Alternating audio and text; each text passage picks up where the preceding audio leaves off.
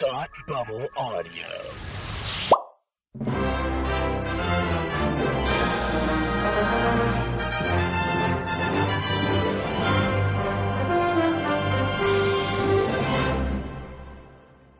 Hi, and welcome to Academy Rewind, the fortnightly podcast where we're taking a look at the Oscars from years past. I'm Tim, and with me, as always, a man who loves to live in the present, Palmer. How are you today?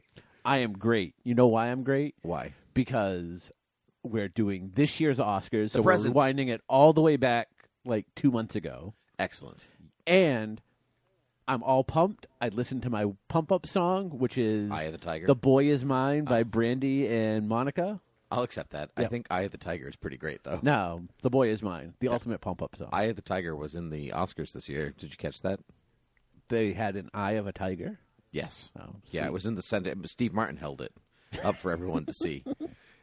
We are joined by two fabulous guests, both who appeared, or appearing, I should say, in this season of Academy Rewind. No, their episodes have already gone. Okay, well, they appeared in this season of Academy Rewind, which is not yet complete.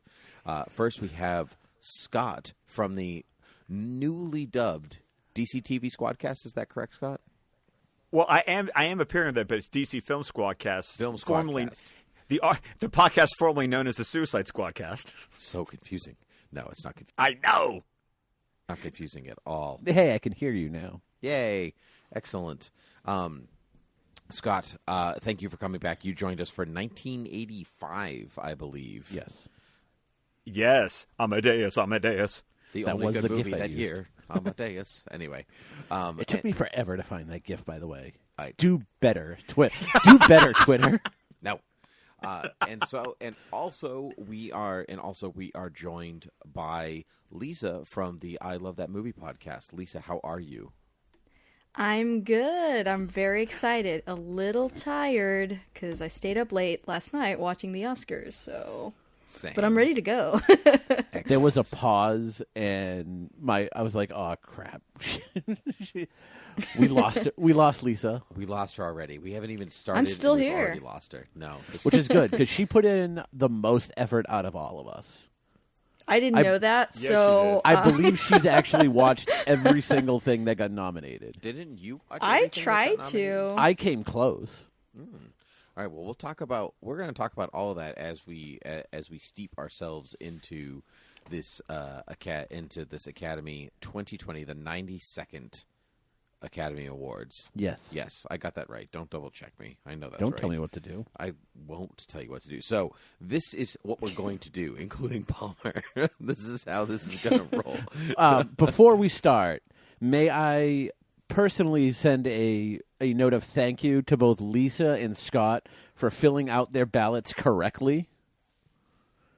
Yes. Yes. I tried. I was like, I hope you can read my chicken scratch. I'm glad you were Unlike- able to read it. I got halfway through doing the tabulations, and I was giving Tim grief on the cinematography award, and then it turned out he went in the opposite numerical order. Because you told me to. No. So I I was have like, oh textual my God. evidence. I I don't- said, "Hey, you want highest to lowest?" And you said, Yikes. "Yep." Yeah, Is this So- Ballotgate, highest, guys? highest being number one. No, that's not how numbers work. Yes, it is. Nope. And so anyway, so that's your own fault. You were hoisted by your own petard. I'm sorry. So as people should be able to figure out by now, we've essentially voted like we would have normally done if this was any other sort of Academy Rewind. Only we're doing each category from the Oscars with the nominees in that category. That is correct. Yes. Or in my case, the nominees that I've seen, Yes. because I refused to number something I didn't see, so Ah, I had your to number it integrity. only. I mean, it made it so much easier for me to like really cheat your ballot. Like half of the winners this year were because I was like, Scott would have liked this more. It's fine. I lied on He's some of them. joking. Wait a minute. How did Cats win Best Picture? 5 feet apart. What? That wasn't even I told you, nominated. 5 feet apart swept this year. I know. All right. So, well, anyway, so how this is going to work? We're going to go, Lisa, much like your best of 2019 episode. We're going to go in a round, and I'll ask each of you. Your thoughts on Okay. I'll ask each On of the you your thoughts on the category. categories Yes. and the winner, and then we can all chime in as we go. Okay, but we can't see each other, so there's no hand raising here. Just so everyone knows. So Yeah, so we'll start with the category, the nominees, and then the actual winner. That is and then correct. once we are done discussing, we'll give out the rewindy. that is correct. Yeah. These are in complete arbitrary order. It is not in the order that the Academy did yesterday, though I would like to talk about that first. They switched up the order. How do we all feel about it? They always do. No. Yeah, they do. No. Yes. No. Every year they're done in a different order. The only thing that's different, the only thing that stays the same is Best Picture. Okay. How do we feel about this year's order, Lisa? It was good. I mean, the only thing was I was sort of planning on. I went out and saw it in public. Like I went to a movie theater and watched it with a crowd, and it got very late, and I stayed watching until the very end because I obviously had to see who won Best Picture. So that was a good way to keep me watching all the way up until the very end. But yeah. other than that, I thought the order was fine. Yeah. Cool. Yeah. Scott? I wasn't affected at all because, as I posted publicly yes. last night on Twitter, my TV antenna sucks, and it kept on cutting out every 5 seconds, and I got really tired of listening to my wife every time it cut out go, "Oh, what's the matter?" I was like, "Honey, it's going to keep doing this. You can stop commenting at this point." And even I got frustrated. So right about Best Adapted Screenplay, I just went, I'm out. And so I just turned on a couple of different movies and I basically just kept Twitter on the Academy Twitter account and just followed it that way because I just couldn't. I respect that. And you know what? All that matters really at this point in my life is who won. All the other stuff, not really that concerned. You know, I love the drama of it, though. You know, too. between this and the biblical type flood you have going on, I suggest you actually move to Civilization. I am not moving again. I moved 5 years ago. I'm coming out of this place feet first. Yeah, Even if that's floating down the flood. That's what I said. That's what I said to my wife when we bought this house after we moved in, and I was like, "We're not moving ever again." No, I've done it twice now. I'm never Look, doing it Moving's again. horrible. If we're getting divorced, we're at least I'm staying in the house. Yes. You can too, but It's going to be like that movie with Jennifer Aniston and Vince Vaughn. no one saw that movie. Yeah, but you all know what I'm talking about. I honestly don't. They I were wish I actually in a didn't. movie together. Yeah, Lisa knows. Yay. Okay, They anyway. dated, too. Oh, they did. That's right. Yeah. Wow. Let that marinate. Anyway. I will. I'm going to let it marinate this whole episode. So anyway, let's start with Best Visual Effects. The nominees were Rise of Skywalker, Lion King, The Irishman, Avengers Endgame, and 1917. 1917 won Best Visual Effects. Lisa, how do you feel about that? That's what I had as my number one, so I feel really Spoilers. good about it. Oh, am I not supposed to do that yet? I'm No, sorry. it's fine. No, Okay. was that a spoiler? I'm like, did I Well, just mess everything now- up? Did I just now blow we know this at least up? one person voted for Oh, it. I see what you did. Yeah, that's. Yeah. I don't think that's gonna. I don't think people are tabulating like that in their heads. It's okay. Okay, well, my thoughts are, I thought, a lot of these movies in this category were amazing and looked great. But I just thought 1917 was masterful and an achievement. And when you can blend CG and effects in a way that I don't even see it, I elevate that above just pretty CG. So that's my thoughts. I completely agree with you, Scott. Oh, You I completely was agree with very Scott. He hasn't even excited. talked yet. Well, Tim Don't talk knows out that of he's going to turn, agree with Palmer. me. That's just the way it goes. That is correct. I was ecstatic because one, I was thinking about the way that the CG helped with the editing to give the effect that was one continuous shot, across the movie. But I remember seeing a week or two ago, and I posted this on Twitter, and it like shocked people. But that scene where the guy is running through the ruins with, being hunted by the Germans and the flares going off, and it's a nighttime shot. Yeah, that was filmed during the day. So when I knew, yes. So when I knew that, I was like, oh no, this puppy ought to win. Yeah. Because no one, one, that was a beautiful looking shot, and then to realize that's a daytime shot they turned into night. Yes, those are visual effects that should win when you don't know it's a visual That's effect. right. Those are the best visual effects, the ones that you don't notice. Yeah, they must have given them a lot of great control, though, over the scene, not having to worry about physical lighting. I mean, I'm sure it's much harder, but it looks much better because you have more control of all the sources of light and stuff. It's really neat. It is really cool. But then, The video is out there, Okay. and especially it's the shot leading up to when he jumps into the river. Right. Yeah, Okay. that was daytime. Okay. Cool. And Palmer. I mean, the 1917 effects were really good, and given what it's up against, I think the other best use of visual effects is The Irishman. No. For the de-aging, yes. Because they actually made the de-aging look good. I would agree that most of them looked good, but I don't think they're I guess that's not really a compliment or not to the CG that they didn't act really like the age that they But that looked doesn't like. that doesn't have anything to do with the CG. That's true. Yeah, sometimes it was a little uncanny valley. See, I didn't even get that at all. I get that most of the time, but for The Irishman, I didn't. And as far as the acting different than what you actually see, I don't think Josh Brolin acted like a giant purple titan. Sure. So, And what I would also say is something to the Irishman's credit was the development of new technology that allowed them to do the de-aging without the dots. Yes. Yeah. That's true. Because that was one of Martin Scorsese's basically edicts from the ILM guy who was like, oh, we can do this. He was like, come back to me when you can do it without the dots. And so I also appreciate any time that a film innovates and they create new technology over the course of the making of a film. So that's something to tip my hat to Palmer's love for The Irishman and its visual effects. That's good. That's a good point. that, and I also feel like Disney's just not been good on the visual effects front lately. Yeah, I don't think that Endgame or Star Wars did anything unusual or out of the box. The only thing that I would tip my hat Right. towards Star Wars a little bit is the animatronics in use, like a lot of really good puppetry in Rise of Skywalker, but there was nothing generally extraordinary about the visual effects in either of those films.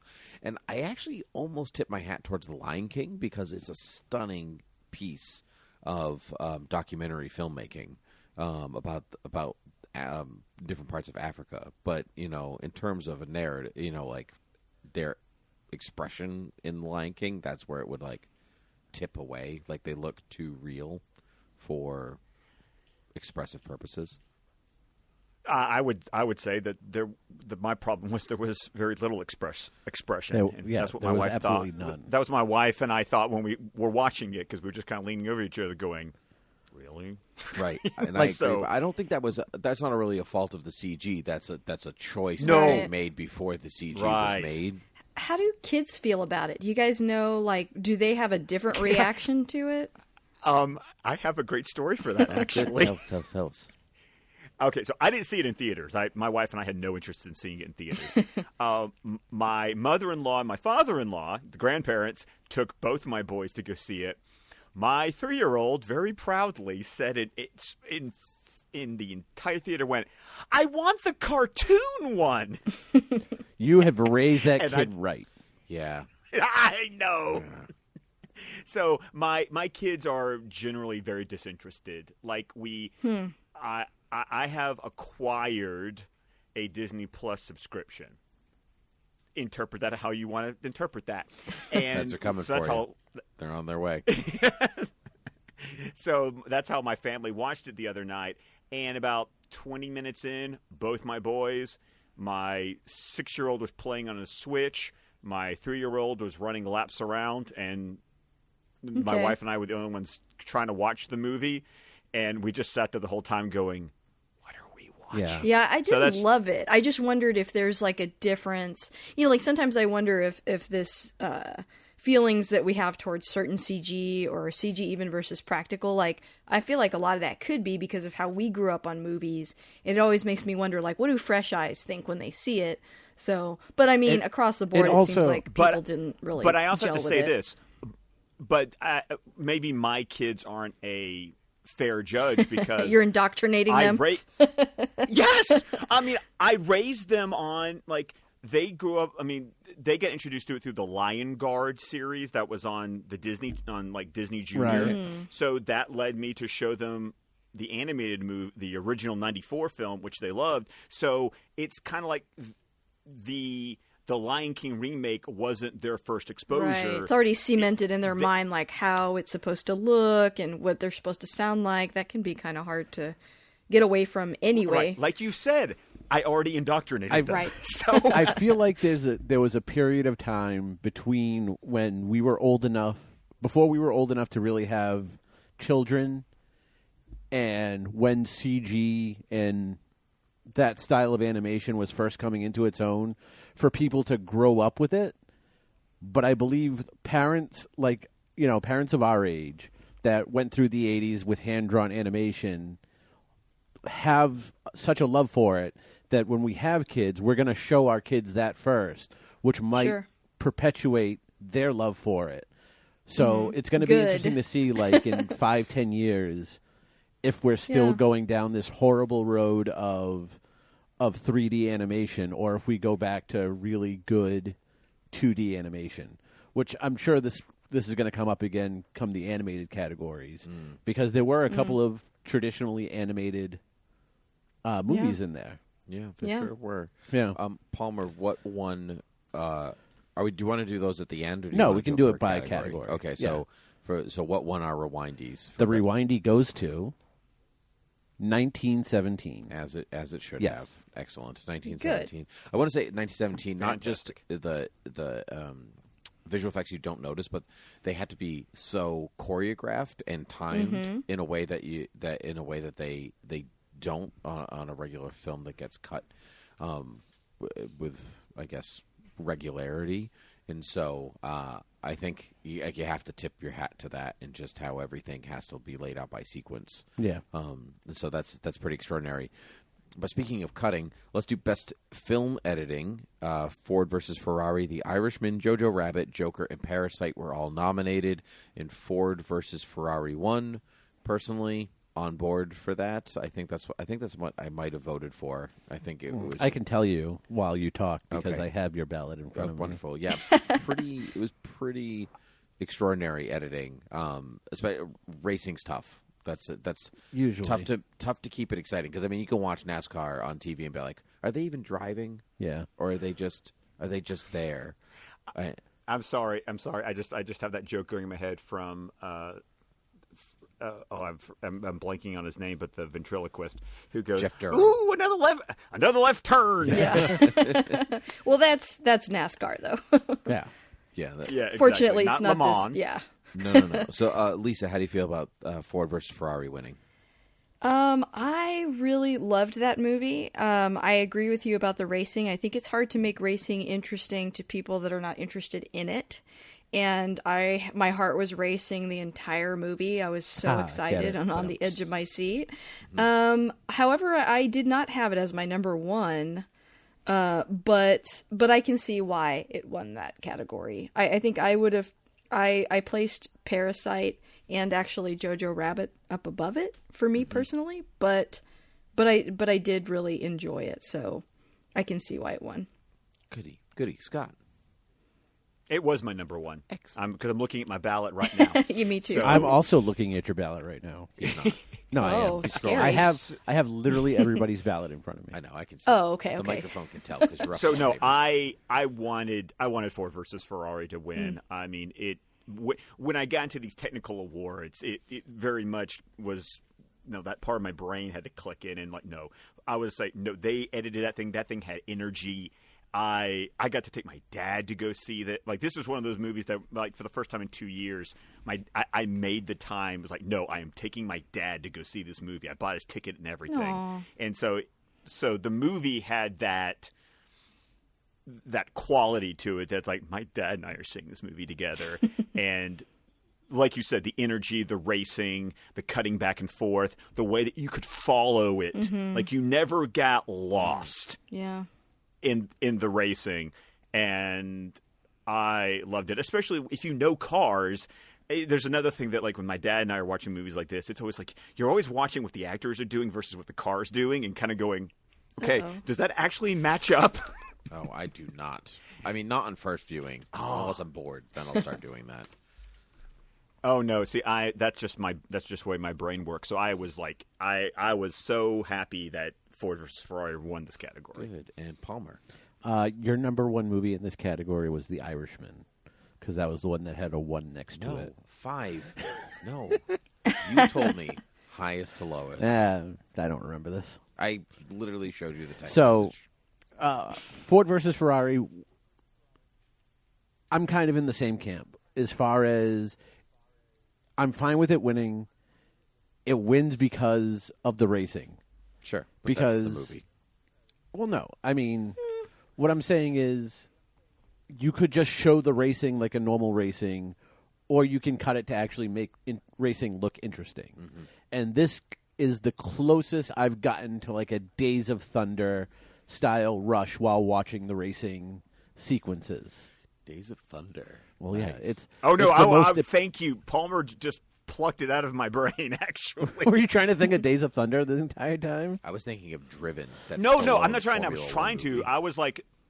I was thinking Days Yeah. of Thunder, and you just said it before I did, and I'm like, good. Someone else went Yep. there. You know, so this is easily the best racing movie since Days of Thunder.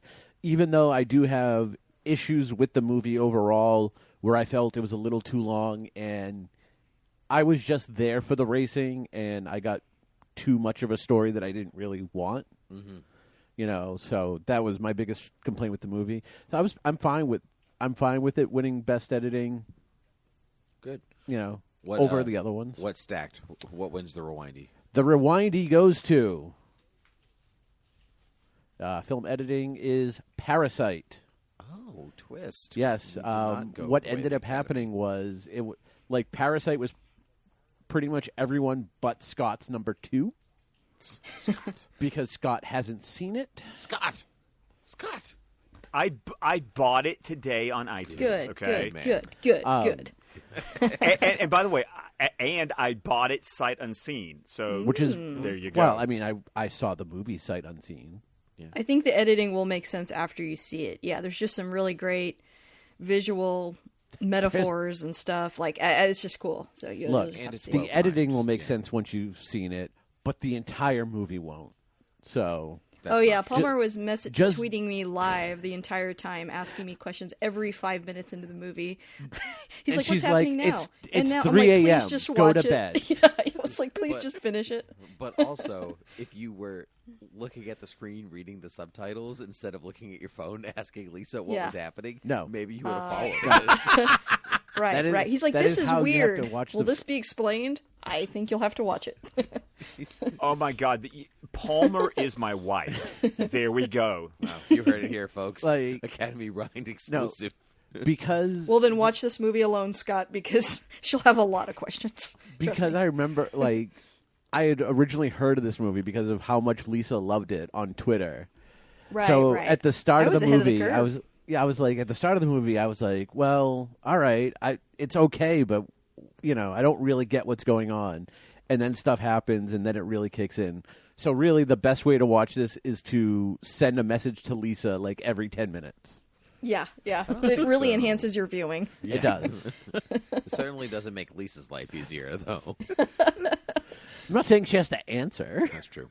Moving on, best costume design. Once Upon a Time in Hollywood, Joker, Jojo Rabbit, The Irishman, and Little Women were all nominated. Little Women won best costume design.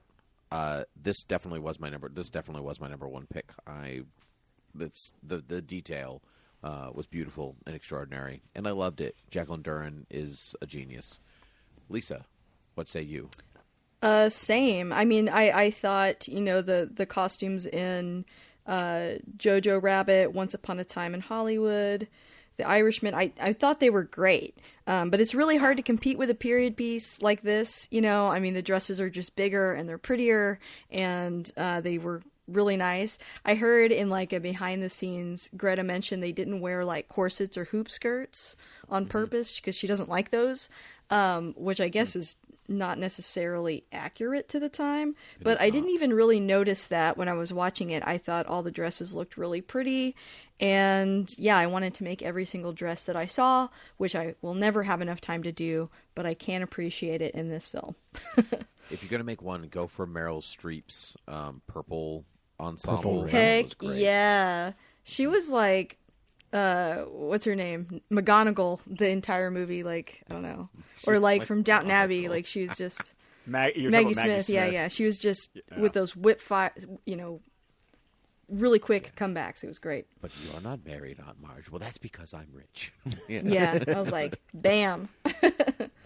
So good. Josephine, there's a draft. Anyway, Scott. Scott is his name. Scott, what? Yes, It was my number it was one. your number one. I was excited. Plus the fact that she's also going to be costuming Matt Reeves the Batman as her current job. I don't. Why? You guys obviously don't listen to my podcast. Seriously. I mean, to be fair, I don't listen to any podcast. Yeah, actually, This one included. I've been. That's it. Well, I mean, you're on How it. dare I know. you? Actually, to be fair, I actually have listened to Lisa's on Movie Dependent. But not Scott. Anyway, so I listened to why you, did Scott. you- I just haven't heard that one yet. That's true. I don't know why Yes, you're all yes. excited about the Batman, though. It's just going to be the same outfits. That's fine. They were so beautiful.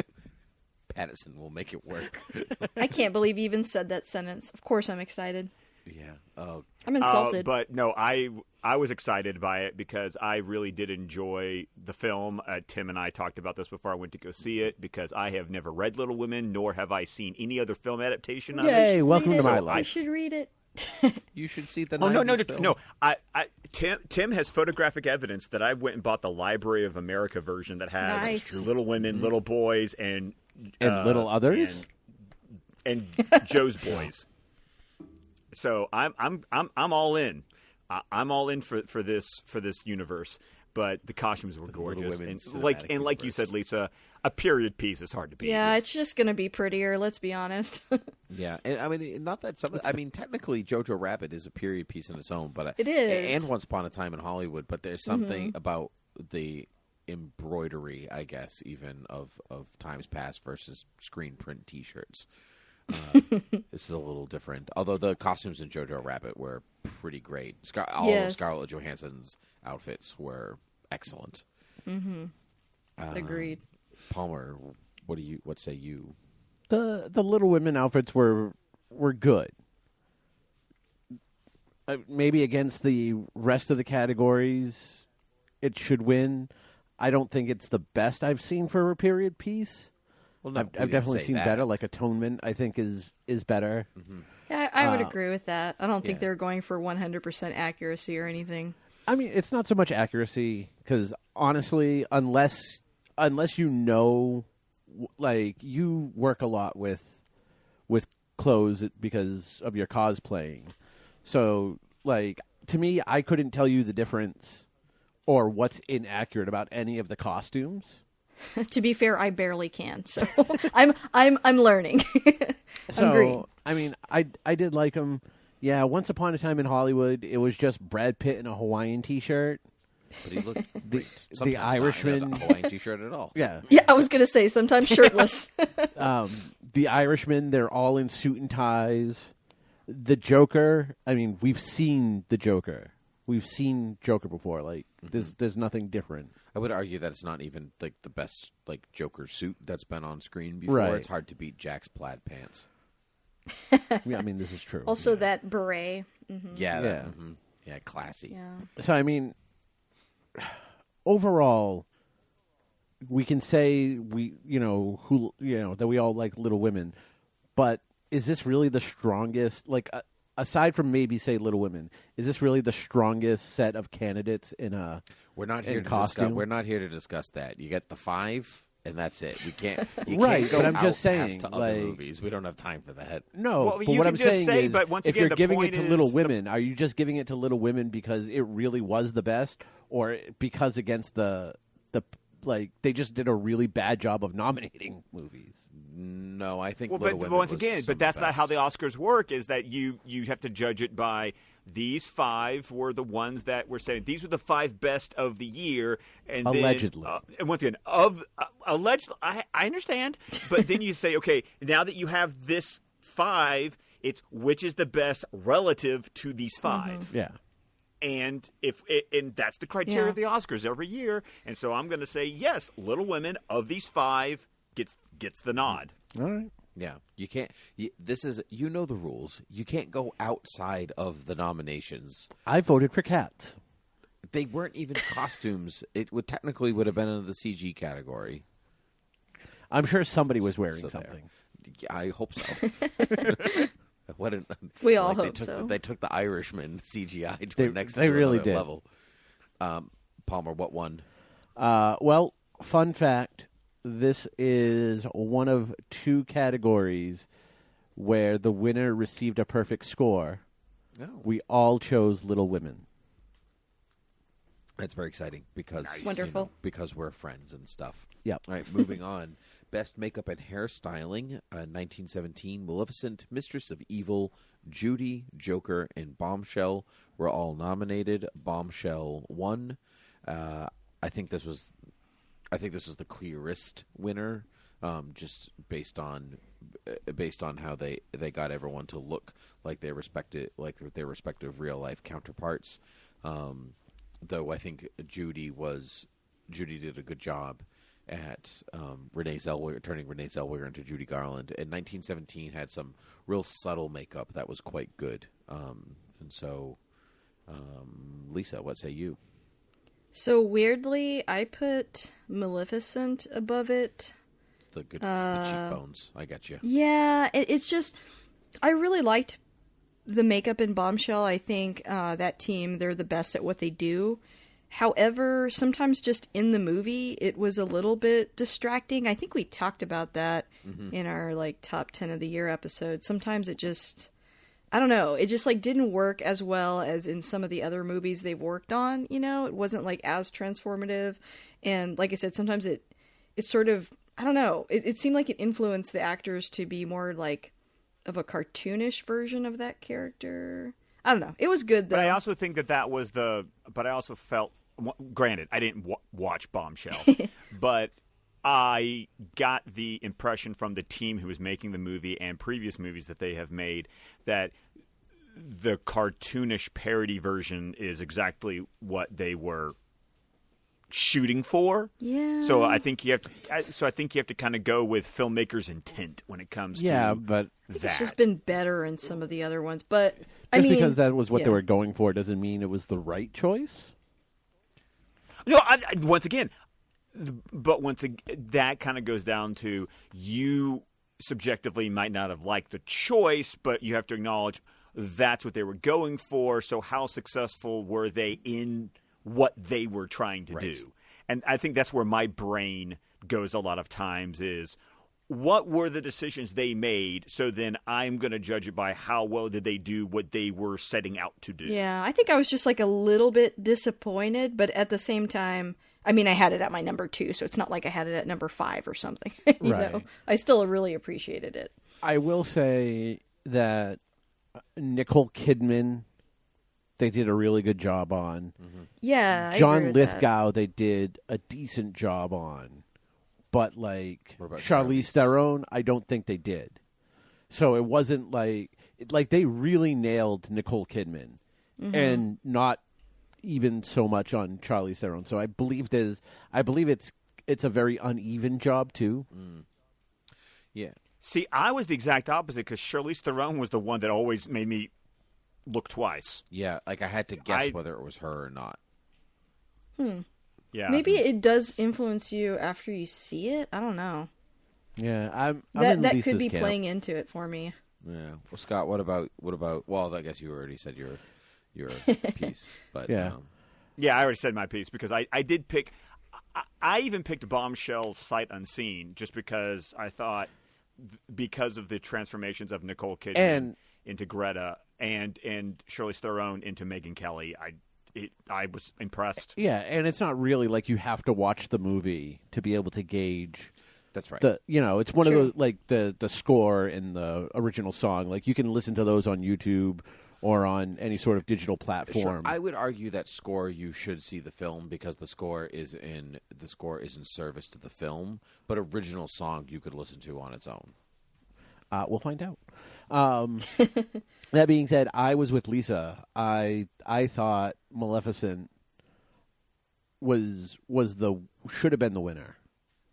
As far and I just think because they did more with Maleficent, and it was more across the board. Sure. Whereas I felt Bombshell was kind of uneven at times. Sure. This is the same team that won for Darkest Hour for the Churchill film, Which was great. which is Yes. great. Yeah, which I like. was fantastic. Yeah, Same guy that I behind. felt like was really good. Yeah. And in that instance, though, like the main thing was converting him to Churchill, whereas they're taking 3 people in this movie and not just one. Sure. Well, they did. Well, I mean, there are other people that look like their historical counterparts, but my point with that is that the part of their goal with the Churchill makeup. I just watched a thing on this last week that they didn't want him to look exactly like Churchill. They wanted some of Gary Oldman in there because their first pass with the makeup, he just looked exactly like Winston Churchill, and you couldn't get Oldman's performance out of it exactly, and so going back to this blending thing we were talking about before, like you still want the actors and actresses to look kind of like themselves. See, Right.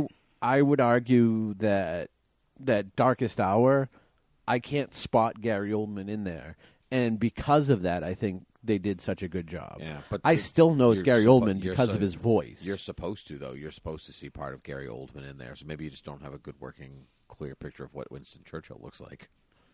He looks like Gary Oldman. He does. Well, John Lithgow was certainly channeling his Churchill performance in Bombshell. He sure It's like was, almost the wasn't he? same. Yes, he was. What was the name of his Churchill movie? Oh, it's No, in John the Lithgow Crown. was in on the the Crown. Oh, all right. That's what it was. I was trying to think because there was a competing Churchill movie the same year as Darkest Hour, and it's got Brian Cox Yeah. is the actor. Yeah, that's right. Yeah. Not a bad movie, It was just Gathering not as good as Storm, Darkest Hour. Coming into the Storm, Uh, the Shrouded Storm. No, Gathering Storm No, and Into the Storm on it's- HBO. That's right. Yeah, Gathering Storm had Albert Yeah. Finney. That's right. Yeah. Anyway, that one's actually really good. So Yeah. So, Oh, it's really good. Welcome yeah. to the Churchill podcast. yeah, actually, I would totally do that. Who's in with me? all right. Everybody? It'll be I'm 3 in. episodes, and that's it. Yay. So, Yeah. the Rewindy for makeup and hairstyling goes to Bombshell. Well, could have seen that coming. All right, great. All right, moving on. Best cinematography. Once Upon a Time in Hollywood, The Lighthouse, Joker, The Irishman in 1917. 1917 won. The Deke, Roger Deakins, takes home his second Oscar. Man's a master. In a row. Man's a master. It definitely should have won. I mean, What did you win for last year? 19. Blade Runner 2049. You were about to say 1917. No, I thought you asked what one. This, Another I thought number you asked, film. like, what did he win? I was like 1917 this year. So, Oh, yeah, man. I think all these films. right. I think all these films they were good cinematography, but I think 1917 was kind of obviously transcendent with its like invisible cut films. When I watched like an average scene has like I think it's like 30 or 40 cuts per scene, and there were about a dozen in this whole movie. Which is pretty extraordinary considering it kind of falls into the action category just a little bit. And so that's pretty awesome. So good for Roger Deakins. And although if this movie wasn't around, I'd have given it to The Lighthouse because it is claustrophobic as heck. And Claustrophobic. Lighthouse was my number Yeah. 2. Yeah, so I'm there, mine as well. I'm there with you. Too. Claustrophobic. It's made to look like an old-timey Yeah, it's, painting. It is it's actually filmed in the aspect ratio that was available during the time period that the film takes place. Right. And they but the- use some lenses too in some of the shots, some old lenses. That is Yeah, but it's also designed to look like like an old photograph. right. Yeah. Yeah. Yeah, it's good stuff. So, Lisa, your thoughts on cinematography in general? All of it. I think Like the Roger entire Deakins. history.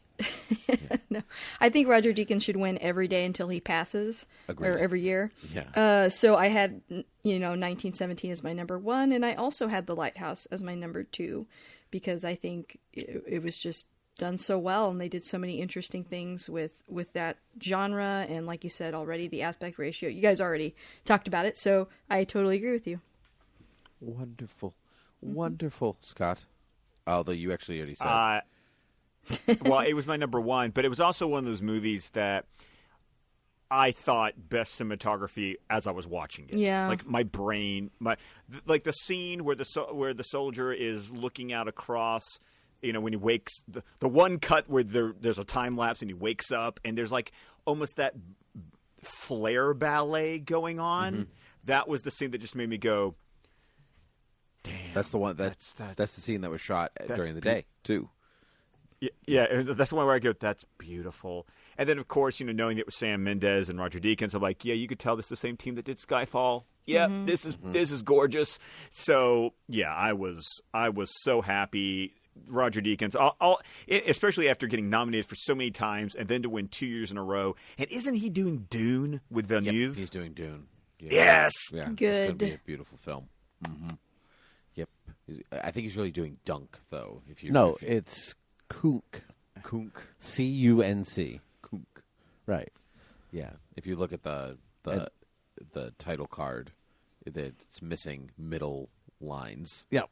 Oh, gotcha. And the first C is reversed because they're rebels. Yeah. So it's just like a U shape, but it makes all the letters. So it does read Dune if you know Dune, but if you don't, then those aren't all letters. It does read Dune if you know that that's what it's supposed to say. Yeah. Palmer, how do you feel about 1917 winning? I'm fine with it. Oh my gosh. I like that Lisa, Scott, and I are like, great choice, number one. Palmer's like, it's fine. Well, I mean, to be honest, I I didn't like The Lighthouse, but I thought it was so well shot. Mm-hmm. That being said, just the open scope of 1917 is really beautiful to look at, and it is shot really well. I like it. For a movie, both of those movies I'm not too high on to begin with, but I believe the technical aspect in 1917 is there. I just don't think the movie overall is. Mm-hmm. So, that being said, The Rewindy did go to 1917. Yay. Again, this was the Yay. second category that it received a perfect score. Oh, interesting. As it should. This is the second award for 1917. First nominated That is three this is actually categories the ago. yes, because we haven't done the other ones yet. Yeah, this good. is Oh. the second award. Yeah, way to spoil it. Okay, great. Best production design: Once Upon a Time in Hollywood, The Irishman, Jojo Rabbit, 1917, and Parasite. The winner was Once Upon a Time in Hollywood. This was a choice that was made. I can understand By you? By the Academy. Okay. I can understand why they went for it. It is a very excellent historical representation of 30 years ago. of 60s Hollywood.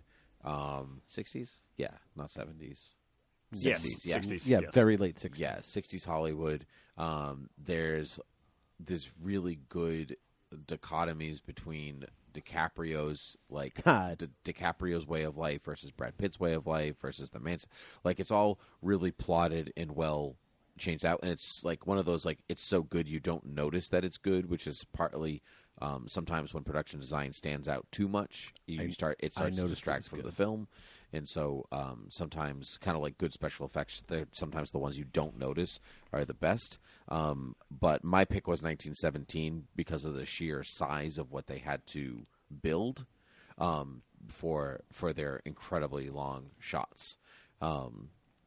Though, yeah, that's that. Lisa. I also chose 1917. I felt that it should have won, just because of how many how big that production design had to be to fit everything into those one shots, and it had to be perfectly timed and every little detail. No Starbucks cups like in Game of Thrones, So Gotcha. Thrones. yeah. So like I don't know. That was definitely my number one. I actually had Once Upon a Time Hollywood a lot further down on my list. I think my number 2 was Jojo Rabbit actually. But I mean, I can totally appreciate what you're saying. Yeah, I think actually, in some ways, I think that it wins because a lot of the voting members of the Academy lived in Hollywood during that time, and so they're looking at it and going, "Oh my God, it was just like that." And so it's like a nostalgia vote. The membership's not as In old as you some think. way. Yeah, you could probably apply that to a lot of movies. That is true. Maybe not 1917, but Right. a good chunk of them. But But yeah. And I hear that. I mean, I'm really interested in that time period and what was going on and the story, so I can appreciate that too. goody, Scott. My thoughts pretty much echo yours, Tim, because I did have 1917 as my number 1, but I did have Once Upon a Time in Hollywood as my number 2. So I think what made 1917 more for me, not only like you're talking about the scope, but also the striving for authenticity. Where I feel like Once Upon a Time in Hollywood is more of a hyper-realistic stylized version of the late 60s. So that's why, in my personal estimation, I gave the nod to 1917. But like I said, having only seen 3 of the 5 movies in this category, Once Upon a Time in Hollywood did get my number 2 vote. Oh, there you go. So this is interesting because I went with the Academy, actually. I went with Once Upon a Time in Hollywood. I just thought it was I just thought the production quality was far better than any of the other movies. For all the problems I have with the movie, the look and style for the time period is definitely not one of them. The costumes, the sets, everything about that looked correct in the time that it's supposed to be. That's why I went with it, and I think that's why the Academy went with it. 1917, there's just a lot of battlefields and a lot of running around, and I understand there are some set pieces. What's But- all a set?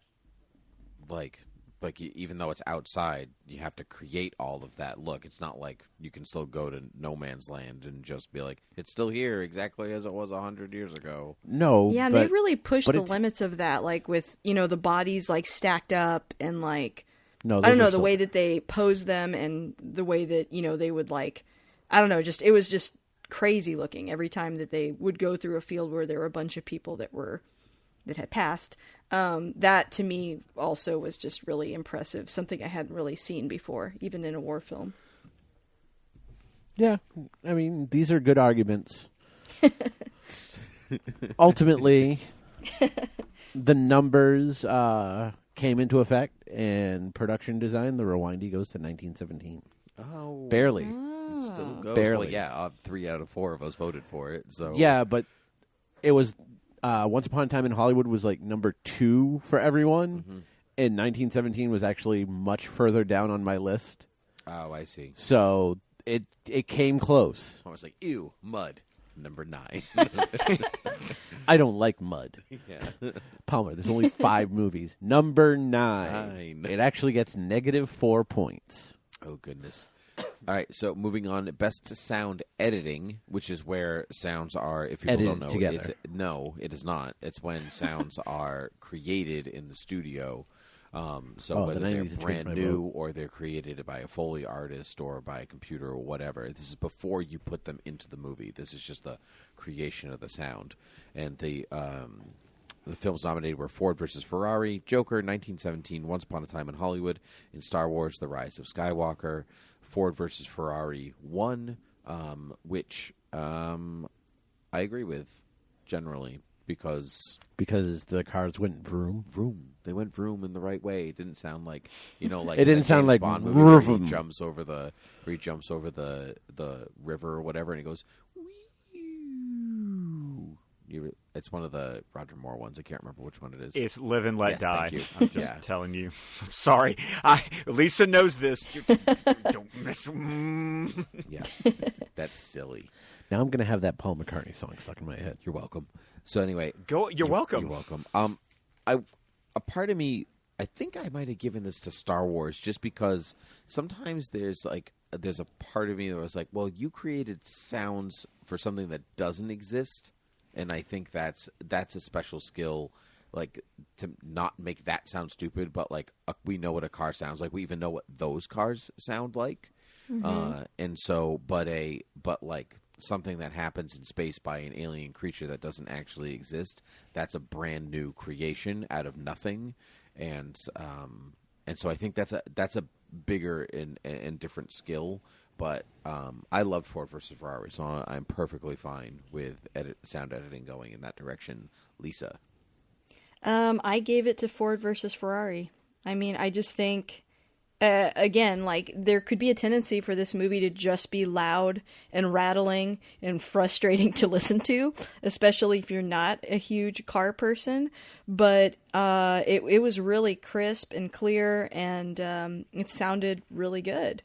I cannot compare it to real car sounds and be able to tell the difference, but I can tell that it worked for the movie. I sympathize with your Star Wars vote, although I didn't feel like there was any new sounds in this particular version of Star Wars. So while I think maybe initially they created a lot of sounds, it just didn't, I don't know, for some reason it just didn't stand out to me the same. So I had Ford versus Ferrari as my number one, and then for number two I actually had 1917. oh, nice, yeah, all acceptable. I think honestly, the only one, Joker and Once Upon a Time, are the ones that are almost like. That seems to be a theme this year. Interesting- Like you have one or interesting. two really Yeah, good nominees, and then the other was like, we needed 5. Once Upon a Time, you could almost like I can be like, yeah, okay, because it sounds of the '60s, and you got to recreate those, and like cars sound Yeah. different, ads sound different, cigarette smoke Sure. is different or something. I don't know. So like, I get that, but Joker was an odd choice for sound editing. I need to know more about Yeah. sound editing to fully appreciate why it was nominated in the first place. Scott. I had Ford versus Ferrari as my number one, and I actually have an interesting take on this since I'm a gearhead by proxy. As I mentioned, my dad. I mean, my to give you a little bit of history why that is, my dad restores vintage British sports cars in his basement as his retirement hobby. My address is 39. No, if you ever want to send me one. Sounds expensive. Well, he's done two. He loves British sports cars. So he has like a 1959 Triumph TR3, which basically kind of looks like an Aston Martin in a little bit. Like a lot of British cars can kind of have that same look to them. But he's the guy who like strips them down to their frame, sands it down, repaints it, and then puts it piece by piece back together. Don't let Nick hear about this.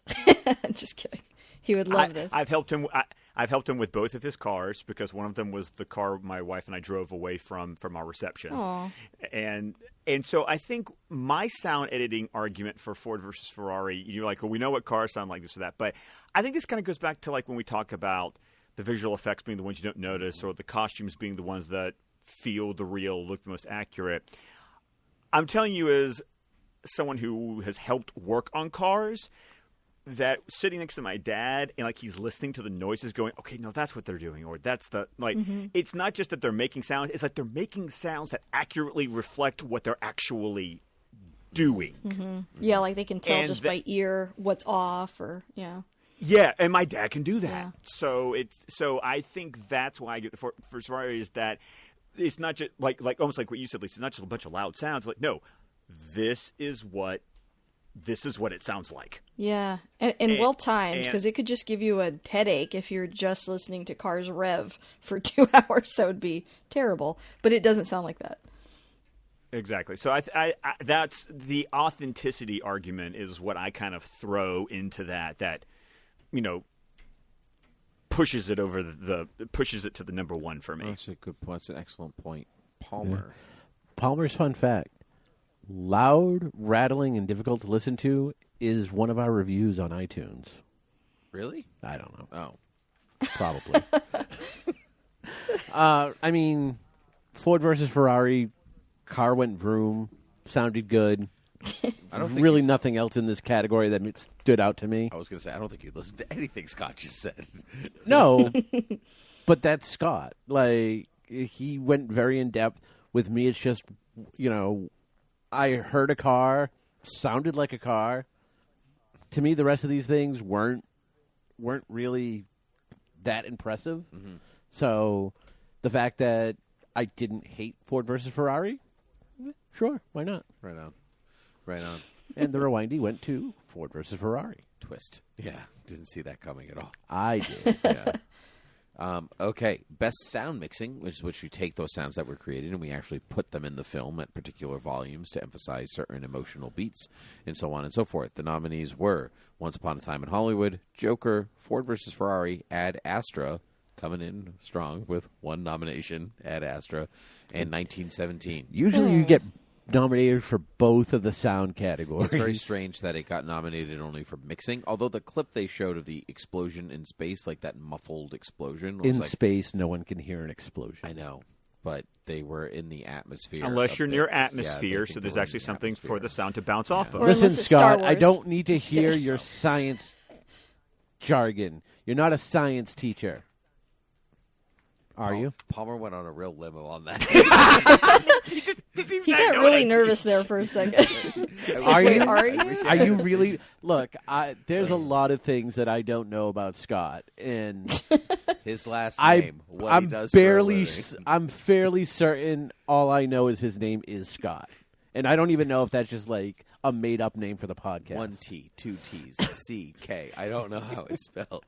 There are a lot of Scots in the podcasting world. That's true. Conspiracy theory. Yeah, It's all just this. it's all him. And a lot of It's all Tims, I'm me. going to point out, too. Oh yeah, I was more concerned about No, the that, Tims. that's really just than all anything. Tim. Like he just does like 18 podcasts That's a day. true. What's most important is that there's only one Palmer. Yeah, Yeah. you're welcome, America. Yeah. 1917 won Best Sound Mixing. I would say that is apart from I guess any of these films, Ford versus Ferrari in 1917 would be on my list of excellent sound mixing. So I'm quite happy this is the direction that it went with, because it's not afraid to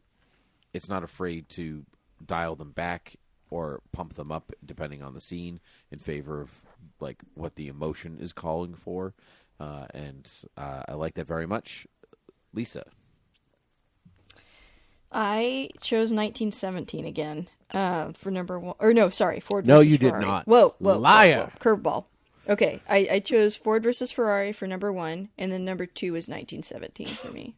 Cool. So, I think in my mind a little bit I do blend sound mixing and editing a little bit, so that could have been part of it for me. But I mean, everyone kind of does. yeah, so but I just was impressed with the sound. Obviously, I keep saying it over and over with Ford versus Ferrari, so that's why it was my number one. But number two is 1917. So yeah, that's all I have to say. And Scott. Same thing. I mean, Ford versus Ferrari was my number one. 1917 was my number two because sound and sound. So I just felt like those. It's always weird when different movies win. Like Palmer said, you kind of expect the same movies to, or was it Tim? I don't was remember at this point. I thought so. That you expect the same movies to be nominated in both of these categories, but I kind of also expect the same movie to win both of the categories. And so I picked Ford versus Ferrari for a lot of the same reasons I mentioned in my sound editing conversation. So that's all I have to say about that. All right, and Thank you, Forrest. and Palmer. I mean, honestly, I would have loved to given Ad Astra more love. It was a boring movie, but it sounded good. Like that was like you want to listen to a movie, you listen to Ad Astra. Yeah. You want to watch a movie, don't watch Ad Astra. Oh, stop it. That being said, I ultimately settled on 1917 because Palmer's running commentary that I settled on 1917. well, no, the I reason know. the reason I went with this over Ford versus Ferrari, like I did in the last sound, I felt the volumes in 1917 were just done so well with the parts of the movie that's supposed to be synced up at. Like it goes from really loud to really quiet, really well, and that can be difficult to do in movies and still sound right.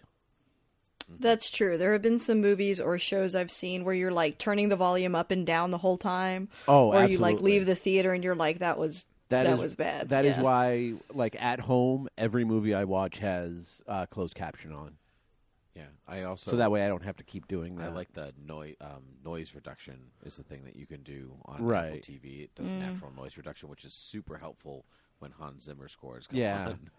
on. While we're on the topic of sound, though, can we get Hollywood to agree to just stop using like the really muffled, like 30 seconds worth of sound every time you have an explosion? I'm over this already. No, All right. Well, I tried, America. you did the The rewindy goes to 1917. hooray. Okay, the moment we've all been waiting for, best original song. Let it go, let it go. I mean, we've been waiting for it because I promised Twitter that you would sing all of these. So, chop chop. Okay, Into the Unknown. Here it goes. That's the best part of that We song. can back you up in Yeah, the there you background. Into But the we won't. I love him. I love him. Da-na-na-na-na-na. Nope, this Nope. is me. This is me. Next one. I can't let you throw yourself away. There. See, I did two of them. Good job. Thank you. So Into the Unknown. Into the Unknown from Frozen 2. I Can't Let You Throw Yourself Away from Toy Story 4. I'm Standing With You from Breakthrough. Stand Up from Harriet. And I'm Gonna Love Me Again from Rocket Man. Winner. I'm Gonna Love Me Again from Rocket Man. Music by Elton John. And Bernie Taupin. And Bernie Taupin. My apologies. You're correct. Well, I didn't say everybody else on Poor there. So Bernie. I just said films. But, actually, he got to speak first. So, He got to speak most. yes, he did. Elton John was like, look, I win lots of Grammys.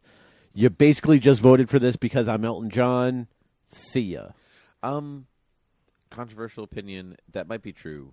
I'm not sure about that. That's not a controversial opinion. Like, that's correct. It is for me because The- I loved it. The Academy, like everyone kind of makes the joke about the Golden Globes when they nominate stuff. Mm-hmm. They're like, oh, they just want that person to show up there.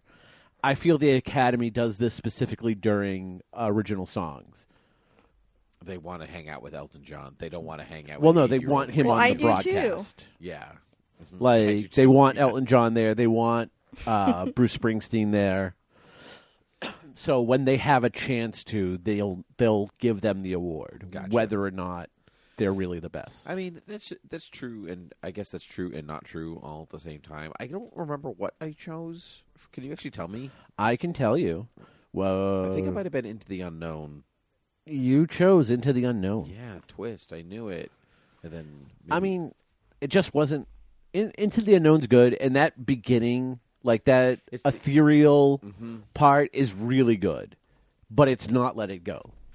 yeah, I wasn't really taken with any of these songs. Although I Can't Let You Throw Yourself Away is like in my head at least once a week. But that's, I think this is Randy Newman. Yeah. So I'll tell you who wasn't taken by these nominees. Scott. Lisa. Oh, twist. Yeah, it was either going to be me, Lisa Scott, or you. So Lisa, please tell us. I wasn't taken by these nominees either. You're not wrong, Tim. I'm telling I you don't right think now. any of us were really. yeah. Okay, so Yeah. tell us So- Lisa's first. Yeah, go ahead, Lisa.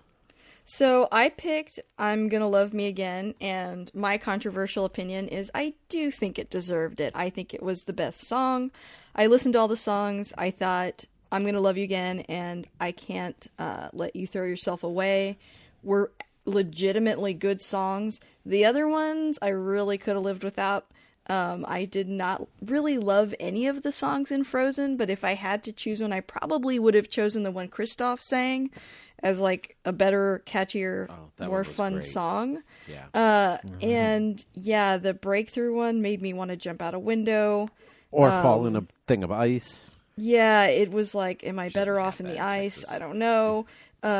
Yeah, they just weren't super catchy. Like, I was kind of surprised when I listened to all of them, but I'm Gonna Love Me Again was awesome, and I love Elton John, so I'm incredibly biased. I'm done. That's fine. That's very fair.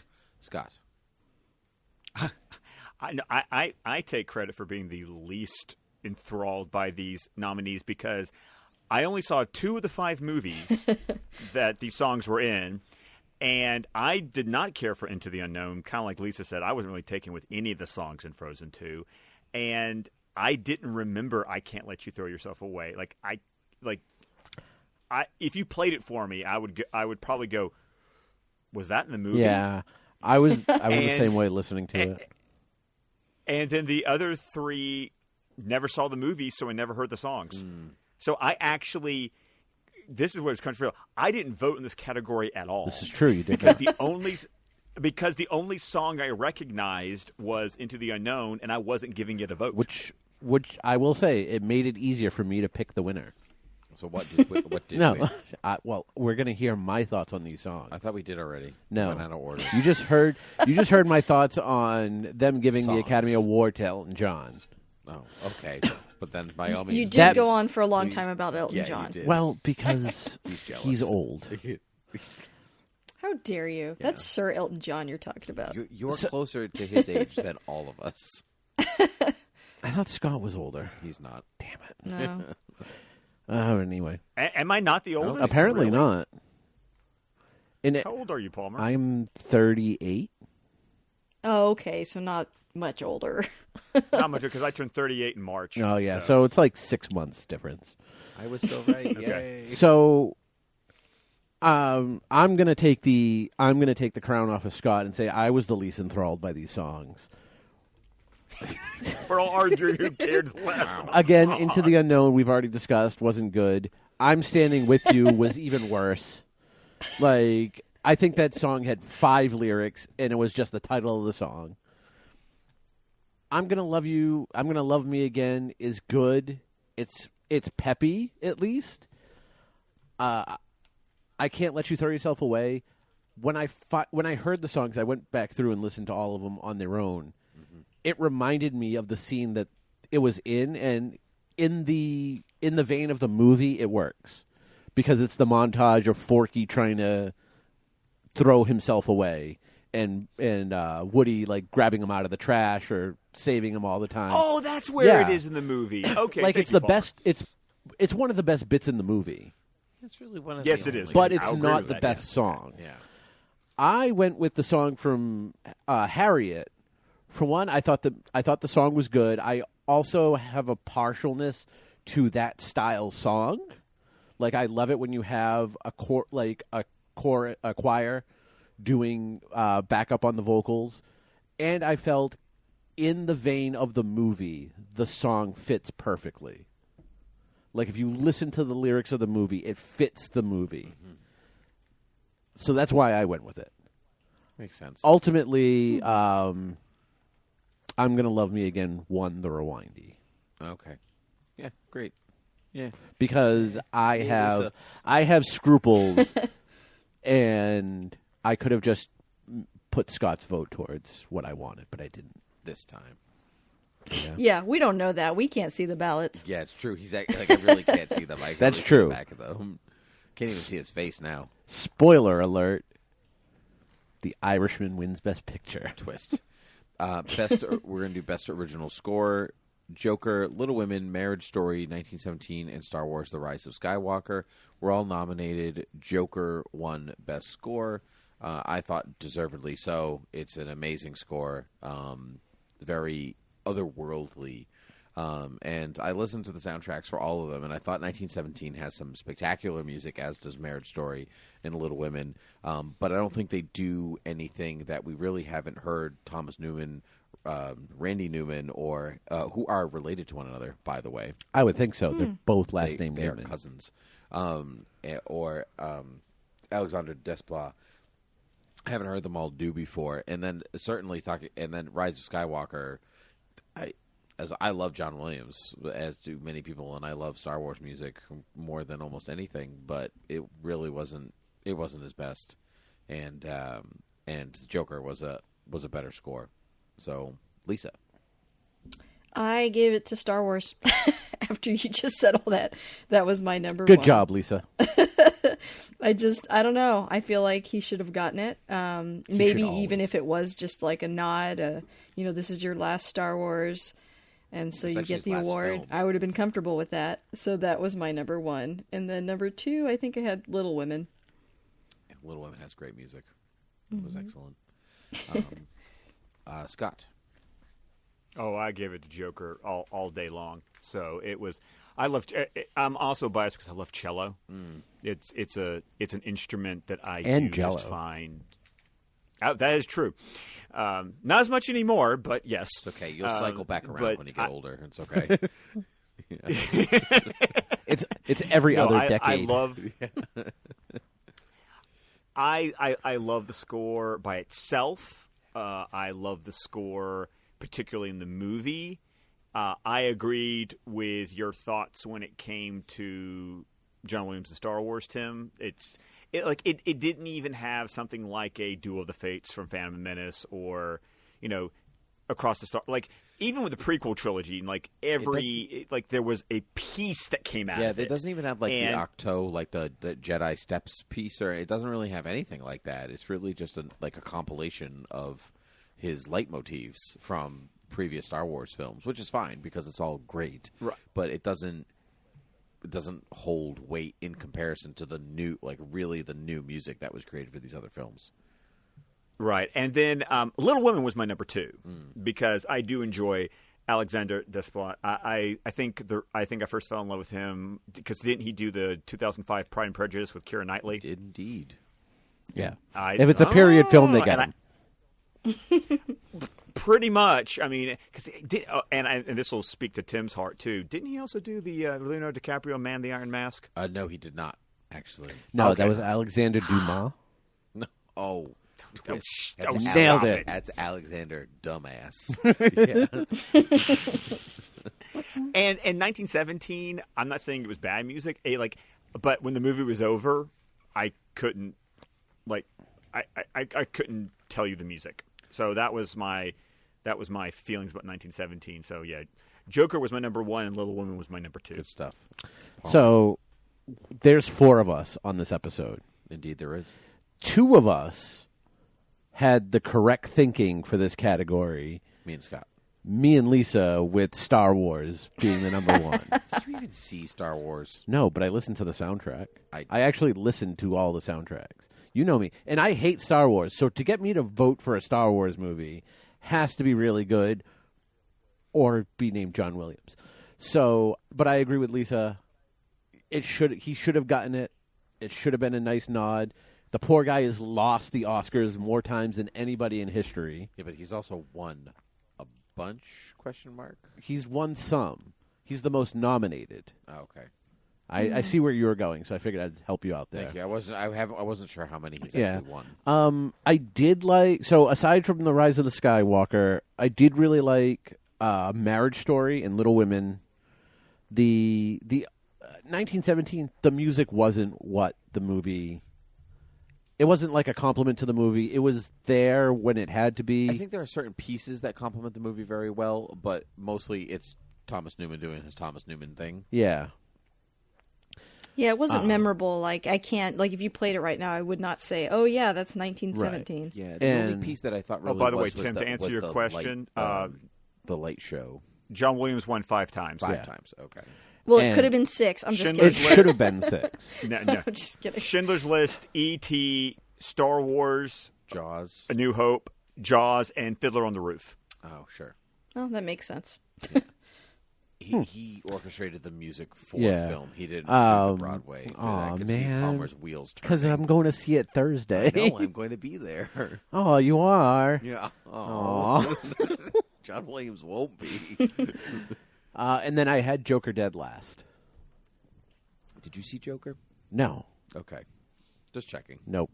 I drew a line in the sand, and it's just never And going it to got happen. washed away because it was the sand.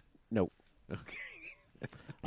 So It's powerful. I honestly don't know how many times this actually happened because I wasn't keeping track. But as we can tell now, the winner of this category was actually none of our number ones. Oh, so interesting. Interesting. Because me and Lisa had Star Wars, you and Scott had 1917. So naturally, No, No, we had Joker. oh, fine. Either way, they were both bad. The winner was obviously Little Women. I'm fine with that, Yeah, actually. I think Little that Women has a great it might have been score. everybody's number 2 or 3, but it was definitely on. It was definitely the rankings on this one. It was the was. average. Yeah. Totally fine. Okay, we're gonna go into that. We're gonna move into the categories that I know not everybody has seen, so we're gonna go a little bit faster here. Yay! Best animated short film: Sister, Memorable, Kit Bull, DiSierra, Daughter, and Hair Love. Hair Love won best short film. I really would have liked it to have been Kit Bull. Hair Love was my second choice. Kit Bull was the one, just the kitten and the dog, and they became friends, and it was it really was cute. the one with the kitten and the pit bull. Yeah, that's the Kit one. Yeah, Bull. Kit Bull. Yeah, it was really cute, and I cried a little bit at the end because That's I'm a because mush. you're weak. But Hair Love was also pretty great, and I'm happy it was. The other ones were weird and creepy, and I didn't like them. And, What? yeah, no, actually, that's not true. I really liked Memorable. Psst. Memorable Lisa's should have favorite won. was memorable. Oh, so I just said I Yeah. really liked Memorable. So, Just and I said 'cause it before you pissed It's me. so beautiful, like such an incredible looking short. Number 1, and then number 2, the subject matter was just. I mean, maybe I'm a little bit biased because my husband's grandmother, she is going through Alzheimer's, and my grandfather had dementia, and I don't know. I just don't feel like we get a lot of from their perspective. Usually it's told from Yes. the perspective of the rest of the family, and this is from the painter's perspective. The short that I watched didn't have any subtitles, which at first I was like scrambling to find some closed captions that would work. Nothing would work. But I actually didn't even need them because you can just watch it without that, and I highly recommend watching it. I can't imagine that they would ever make a whole movie like that just because of the level of detail that they had to put into these.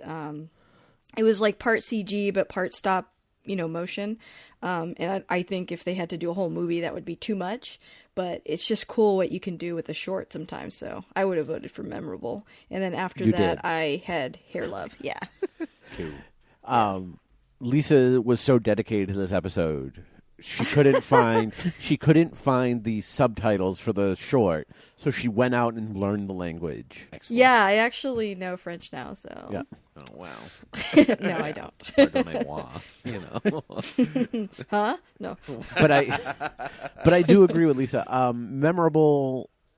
I thought the animation was are you a doing? little weird. Going out of turn. Well, are you Scott doing didn't here? vote for it, so I'm assuming he didn't see any. Oh, okay. Well, at least say that so I don't All right, feel bad. Scott, what do you think? I didn't see any of Well, it. you should. Okay, I'm kidding. Palmer, what I do you- won't. I won't Well, come down I'll on s- you. honestly, though, speaking to Lisa's, I would be very interested to see Memorable because Alzheimer's does run in my family. Mm-hmm. So I've probably got that to look forward to. So That's bleak, I'm but, yeah. intrigued. So, I mean, Memorable, I liked the animation style. And Sister and Daughter, I definitely didn't like the animation style. And Daughter, I didn't even really like the camera movement. It was a little too herky jerky for me. Technical terms. Yeah. That being said, I absolutely loved Hair Love. Yeah. Like really it touching. was so cute. The animation was really good. The story was really cute about about the father just helping the daughter try to do her unmanageable hair after a YouTube video, and then you kind of get the emotional punch at the end. But even before that, I just thought it was a really cute little short. And Kit Bull, I mean, it's okay. I'm not a dog person. Sure. I'm a cat person. If it was like Well, there's a cat in it. Right, but if it was just all cats, then maybe. We had But- That's why you like I cats know so it was much. great. Yeah. There was also some weird choices with the animation on Cat Bowl that on cats. There sure was. Yeah. Yeah. so I Lots of weird ultimately choices. landed on Hair Love, and the Rewindy went to Hair Love. Hair Love. Cool. Okay. Go Yeah. team. Best live action short film: The Neighbor's Window, Brotherhood, Nefta Football Club, Soraya, and a Sister. Good. I've been waiting for this category. The Oscar Same. went to The Neighbor's Window. Yes. Which Lisa and I talked about, and we thought was weird and uncomfortable. And All right. I want to know what you hated have. it. What was your issue with this movie, Lisa? Because it was dead last on your ballot. Okay, I just didn't like the message. I understand that they were trying to create this idea that like, oh, they were frustrated with their family, and then they see this young hot couple across the street having sex and having parties and all that, and that's appealing. But then one of them gets cancer, and then he dies Allegedly. and then We don't know. You find out at the end that they were watching them the whole time. They were they watching the frustrated Watchmen. with all their kids, but that was the life they wanted. He didn't get to have. And I was like, so the message is, you're very jealous of people in their 20s, but don't worry, they might die. Like, and that's the only scenario think where it's you more- wouldn't be I think- jealous of them, is if they get sick and die. I think it's more I like just- appreciate what you have in front of you. Right. I The grass guess, is not but- always greener on the other Grass, side. the grass is not always greener in the apartment complex across Right. the way. So But it has to be that bleak for them to see that? I don't know. Yes, It it's just, a to me, short it doesn't film. paint a It very does. rosy picture of having children so or now- being married. Well, I mean, nothing should ever have that picture, but like just Dang. watching Scott's Twitter, sometimes it's like that. Scott What? loves What his children. what about my Twitter? Scott's back on My board. kids are super cute. I went through an entire summer of watching you quote all along the Watchtower. I was building a play set in my backyard for my And it kids. took you the entire summer. I was Like, building a It took watchtower. 10 days. It took 10 days because that's how many lines there are in the in that verse of Along the Watchtower. It Dad- perfectly timed out. Daddy, is our play stuff done yet? No, there's still 3 more lines in the I'm song. not done with the song yet. Um, Anyway, so, all right. So you thought it was creepy. Do you think the same way of Rear Window? No, because Rear Window's a good movie and it's Alfred Hitchcock. it's also well- it's also a thriller. It's not like a what Yeah. have you learned about your life, Jimmy I mean, Stewart. this could be a Don't worry, that other life is crappier. yeah. which it was. He doesn't have kids in Yeah. that movie either. I actually really loved The Neighbor's Window because of that. For all the reasons you disliked it, is I think the reasons that I liked it. Because like I was gobsmacked by like this couple spending good chunks of their life with binoculars looking in on their neighbors across the street, and their neighbors never noticing, and then finding out the neighbors were also doing the same thing. I thought was hilarious. But I also liked how it gave them a connection. So when the end for her husband comes, she seems to at least be able to have some sort of emotional support from the stranger who she kind of knows from watching through the window, but has never met. Like they have emotional support in each other, even though this is the first time meeting. And if you hate people as much as I do, and yet still love confirm. people He watching, hates people. this movie is for you.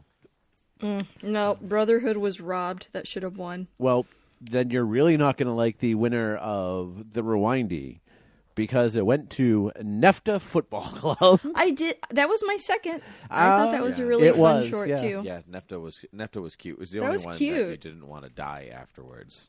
Really, Right. I didn't want to die after the neighbor's window. I wanted to start peering in on my neighbors.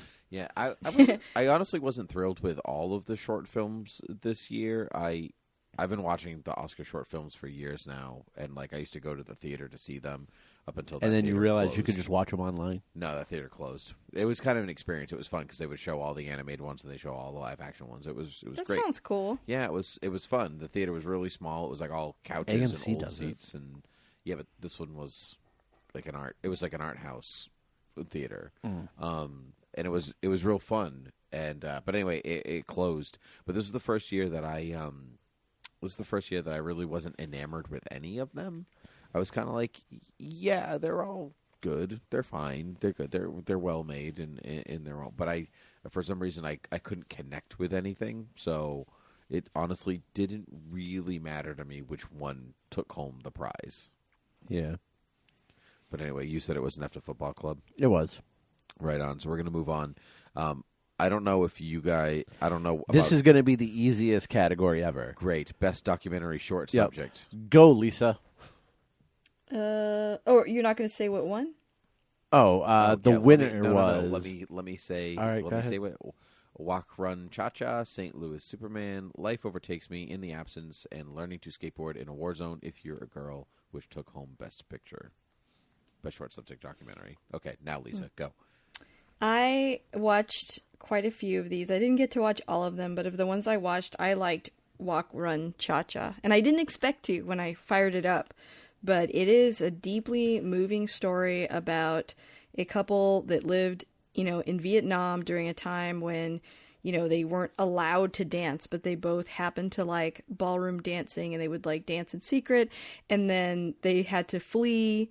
The guy that eventually is the husband, he flees with his family, and he can't take his girlfriend with him, so they're separated for 6 years. And then they get back together, and now all these years later, in like their 50s and 60s or whatever, they're still dancing, and it's really sweet. And I don't know, I had like happy tears when I watched that. It was very moving and shot really well, and they have this little dance number at the end, and it's so precious. I don't know, that was, to me, I had the biggest connection with that one. I felt like it was a very strong narrative and straightforward. I saw some of the other ones, but that one was the best one to me. Okay, that's it. Scott, did you see anything? No, I never see the document. I I never see the documentaries. The rewindy for best documentary short goes to Walk, Run, Cha-Cha, Hooray. as Lisa was the only one to see them all. But that being said, I do want to see Walk, Run, Cha-Cha, and I do That want to Life see. Overtakes Me looks good too on Netflix. I also do want to see Learning to Skateboard in a War Zone If You're a Girl. I thought that was one of the better acceptance speeches of the night. Yeah, I agree. The lady who taught was really emotional about it, to the point where she was physically shaking. And she also mentioned that nervous. she's been working on documentaries for 4 decades and hasn't really Oh yeah. made that next leap, which I think speaks to a larger issue. Yeah. Yeah, That happens to female directors, Excellent. That but, wasn't yeah. excellent. And then her co-director or her partner, that was I don't also, know what was. Yeah, that was I don't who know. was also up there. One, her face was shiny. Like no, I had it questions. was very shiny. But like she was also in like one of the best dresses of the night. So like those two sold me on watching this movie. So I have to kind of track it down. Good stuff. We are moving on because we still have quite a number of categories left. So, best documentary feature: Honeyland, For Sama, The Edge of Democracy, The Cave, and American Factory, which took home the best documentary feature. If I remember correctly, this was the happiest group of nominees, right? Yes, sure. Yeah. Yes, absolutely. Did anybody watch documentaries?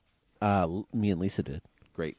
Go ahead, Lisa. Lisa, go first. I watched For Sama, so I think that's the only one I watched when I'm looking at this list. I still rank them because I watched like the trailers for all of them, but Yeah. For Sama is insane. I don't think I've ever seen a documentary like that before because it's told from the perspective of the mother, and she's talking to her daughter, and she took all this footage of when she was working in these hospitals in Syria. And it is just an incredible story. There's so many insane moments in that documentary. I don't know. I can't even I don't want to take up too much time to talk about it, but I really think you should see it. It is really beautiful. And yeah, it's just, it's crazy that she lived through that experience and that she had all that footage and that it was put together so perfectly into a film. It's just, wow. Like if you told me that it wasn't really a documentary and it's just a movie, I would believe you, because it's just such an incredible story. But I highly recommend it. I'll definitely put it on my list to watch.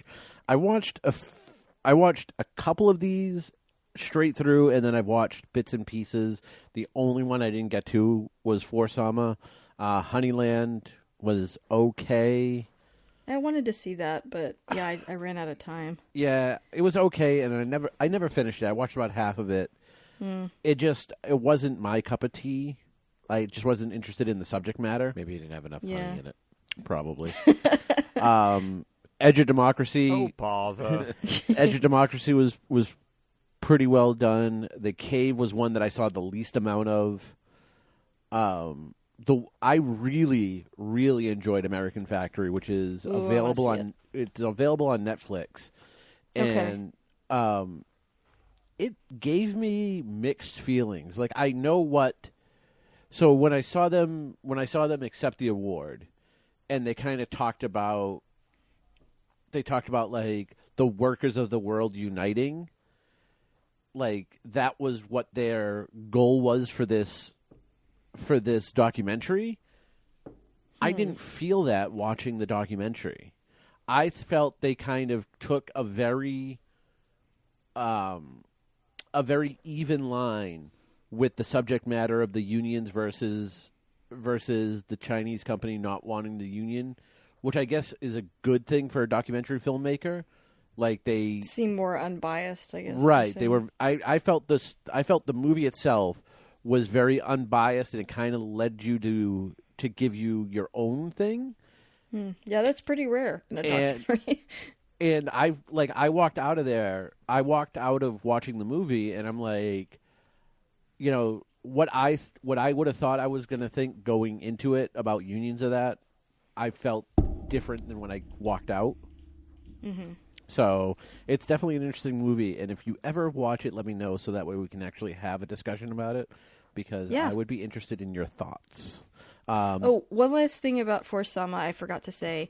Serious trigger warning, though. It is really graphic and violent, and because you're at a hospital and you're seeing a lot of people that are dead, including children, and it is really rough. So if you do want to watch it, it's a good story, and it's a great documentary, but I had to look away sometimes. So I do want to say that just in case anybody watches it, they should know that going in, because I did not, so it was a surprise.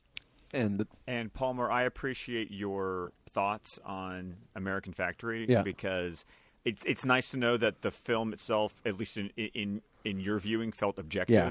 Because I will admit, you quoting Karl Marx in your acceptance speech is kind of turning me off. So it's kind of nice to know if it's on Netflix, I might actually give it a shot. Yeah. Despite the filmmaker's choice. yeah. And it'll be interesting, like, if you watch it and you come out saying, well, I thought it was completely biased, it'll be weird to see, like, where I didn't make that disconnect. And if it was just, like, when I kind of made up my mind in the movie, if I just kind of turned a blind eye to what they were trying to do. So that, but I honestly don't think I did. That being said, For Sama was the rewindy. Okay. Wonderful. Wonderful. Okay, we have 10 categories left. And gosh. so we'll see what happens. Let's do best I got 9 animated by my feature count. film. Missing Link, Klaus, I Lost My Body, How That's right to there. Train Your Dragon, The Hidden World, and Toy Story 4, which took home best animated feature film. I vehemently disagree with Toy Story 4 taking home best animated film. I thought it was just okay. You had it at number 2. Highest to lowest. It's not handled. Yeah, I thought it was just okay. I mean, I was. kind of enjoyed it when I watched it, but like the whole movie was just Woody, and that kind of bothered me from a like the gang's all here kind of Toy Story wrap up party where the last one really did wrap up their story, and this one was like, oh, by the way, but also P.S. Woody, and so I didn't really care for that. The film itself actually does some really interesting things with like the camera and lenses and the way that they shot the toys, because like when you're watching an animated film, you could do whatever you want because they're animated. And so, but they purposely use, like, to get like really technical into cinema, they use some particular lenses that you don't see in animation.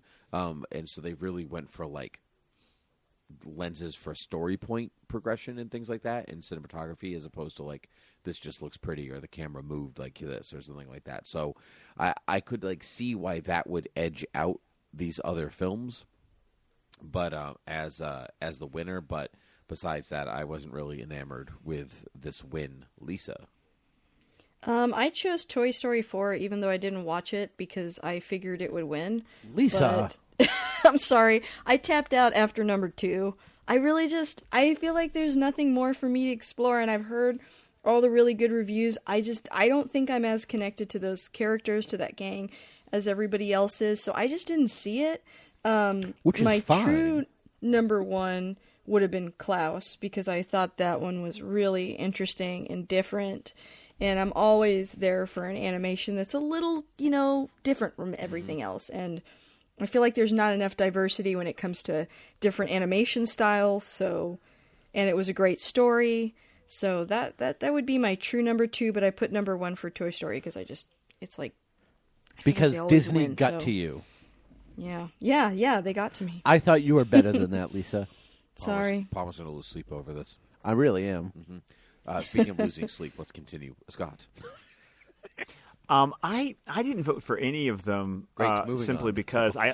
Because Well, no, Scott. hold Scott, on. Scott was kids. on You should have strike. seen all these. After Lion King, he was like, I'm done. I quit. No, the thing is that I only saw 2 of the 5 nominees. Tim, I have very similar thoughts to you in Toy Story 4. I thought Toy Story 3 was a brilliant, marvelous, emotional ending, and I felt like it should have stopped right there. And How to Train Your Dragon: The Hidden World, I liked number 2 better. When it came to the, I did.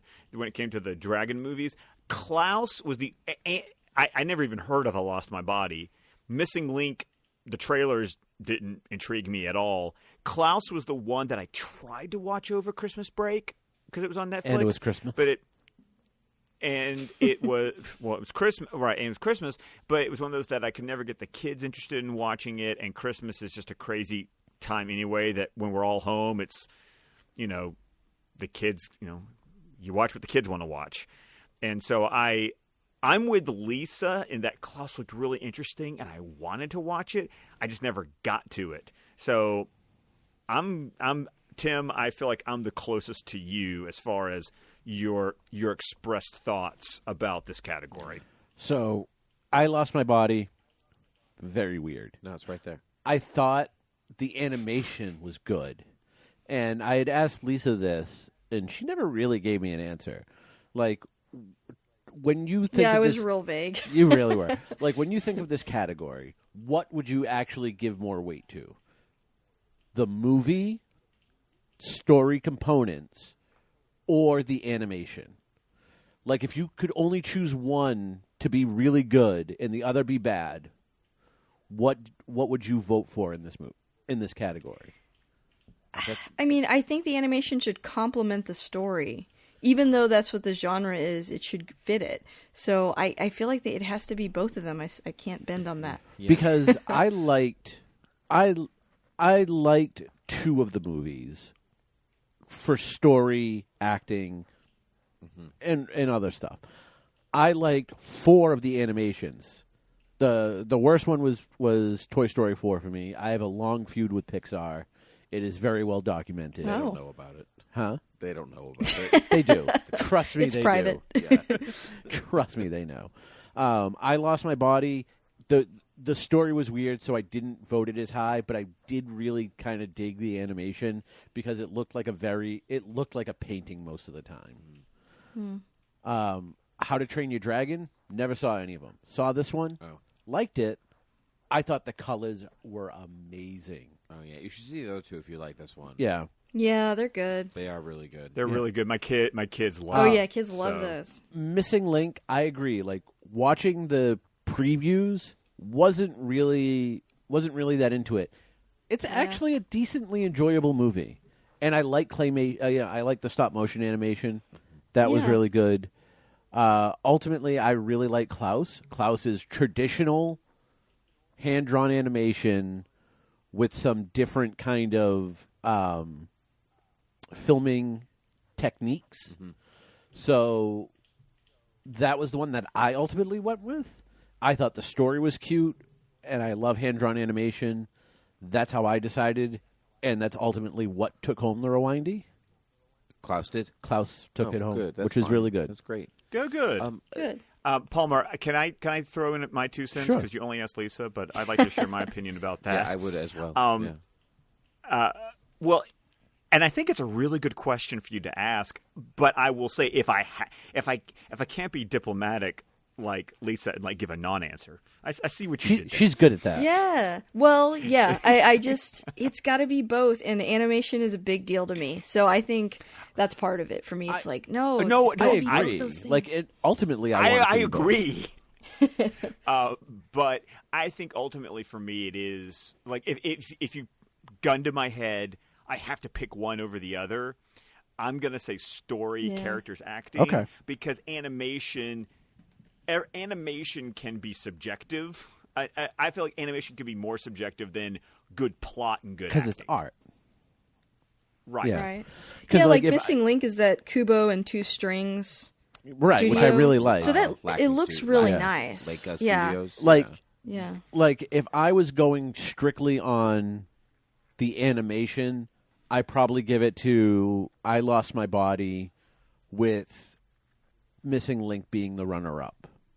And that's nothing to say for Klaus. I thought Klaus was great, but I think Klaus was was both the best story and the best animation, at least as Yeah. far as like meeting in the middle to make the movie.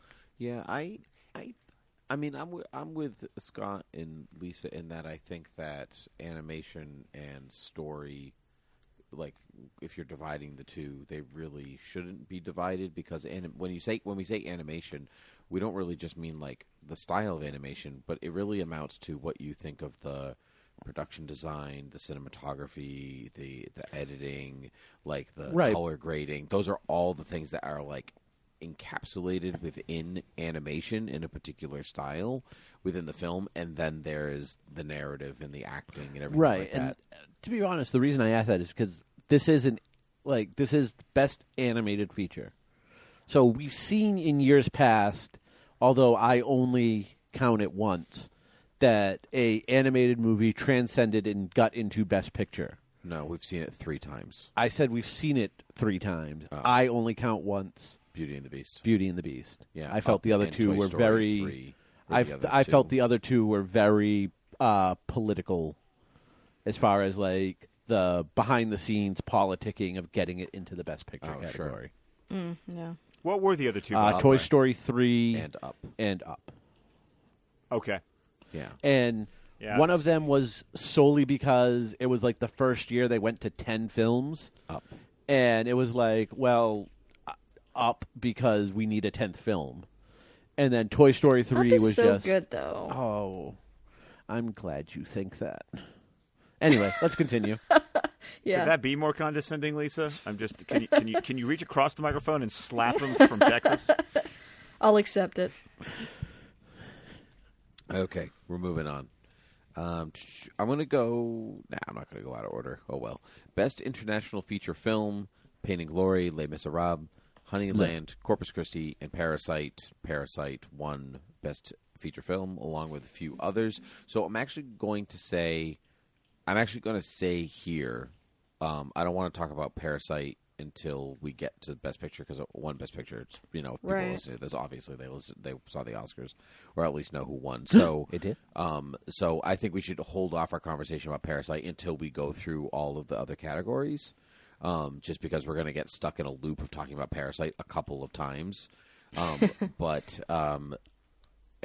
3 of us out of 4 saw it. Parasite won, I would assume, the Rewindy. I mean, yeah, but I also... Did you see any of the I other... didn't see it, the NA ones, no. I didn't. I mean, I didn't saw either. I saw some of Honeyland and some of Pain and Glory. So we'll say that it won Best Foreign Film based on the fact that it's the only one we saw. Best international feature Yep. film I'm sorry. now. It's funny because the ballot that we all voted on still has it listed as foreign Oh, language. yeah. Okay. Yeah, it's international, which I like that change, I do. actually. Yeah. Yeah. Yeah. Foreign language has a negative connotation because people in America don't typically like to read their movies. Yes, you said that about going to see Parasite, as I recall. Right. When we After wrote- I had already seen Parasite. Even It though was you great. lied to us and said that you hadn't seen it.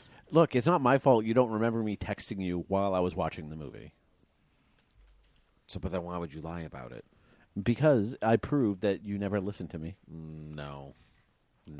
Fun Continue. fact, Palmer was supposed to record from home tonight and showed up at my house. That never happened. Yeah, I don't know because you what you're don't talking listen to about. me. We don't record this Anyway. via internet. Best adapted screenplay: Jojo Rabbit, The Irishman, Joker, Little Women, and The Two Popes. Jojo Rabbit won Best Adapted Screenplay. I honestly thought it was going to be Little Women, based on one, how spectacular it is, but also the kind of the political climate surrounding the Oscars in America right now. I was a little shocked that it was Jojo Rabbit, but I enjoy that it was Jojo because I quite liked that film. But I really thought it was going to go. I really thought it was going to be Little Women. Lisa, Yeah, I'm looking for my little ballot, unless one of you guys can say it for me quickly. I can. Yeah. Okay, thank you. Oh yeah, I see it here. I did pick Little Women. I think I just assumed that because we all know that's a book, and I've read the book. Whereas We all know that is actually adapted. yeah, Jojo Rabbit Yeah, maybe wasn't but- adapted from anything. Maybe they were lying. But in Jojo Rabbit, I should have known that. Well, I did have it as my number 2 because I saw in like the behind the scenes when we talked about it in our episode on my show that it was a book based on a book that his mother recommended to him, right, that Caging Taika Waititi's Skies. mother recommended. Yeah. And Which was so, in his acceptance speech too. oh yeah, that's right. Yeah, he loves his mom. His mom was the inspiration for his character in What We Do in the Shadows as well. So he His loves mom's his a mom. vampire? Yep. Yeah, fun Twist. fact. Okay. But yeah, I thought, I was fine with it. I understand what you're saying about the political climate, but I do want to stress that, no one's saying any of these movies are bad that are being nominated. They're all great. Oh, I will. movies. I think in general people feel that there should be more seats at the table, so to speak. But as far as judging a bit just based off the movies that were given, I was fine with Jojo Rabbit winning. I think that's really cool. It was a great movie, and it's nice to see Taika Waititi take home that Oscar. So I was cool with it. I agree with all of that, Scott. I might have the unpopular opinion here, but I loved Joker. I really enjoyed that movie. It was one of my favorite movies of the year. So that got my number 1. But Little Women did get my number 2. Even though I have not read the book, I did know that the book happens in a linear chronological order. And what Greta Gerwig did with cutting up events in the book and finding parallels between the past and the quote present, and then matching those up throughout the film. With this being my first experience with Little Women, I thought was incredible and made someone who had never read the book before make me want to go and read the book. And so that was number 2. I've never seen Jojo Rabbit, nor has the trailer ever inspired me. Like, I've seen the trailer. Good job, Scott. I've been told. I've been told by people who listen to my podcast saying, "Hey, Scott felt the same way about the trailer when I saw it. Go check out the movie." But still, nothing inspires me to go see it. Yeah, And it might be one that I'll see someday, but I'm not. My pants aren't on fire to go see it right now. So, that's kind of where I fell on this category. yeah, the trailer kind of sells JoJo as a Wes Anderson absurdist comedy, and that's not really what it is. Right. And Totally agree. It's not really a comedy. I mean, maybe a third of it is, but yeah, you're right. Yeah, so, but it's also not for everybody. Scott, I felt the Yeah. same way with the trailer for Jojo Rabbit, and then I saw the movie, and I still feel that way. Full disclosure: Palmer hates Taika Waititi. I believe.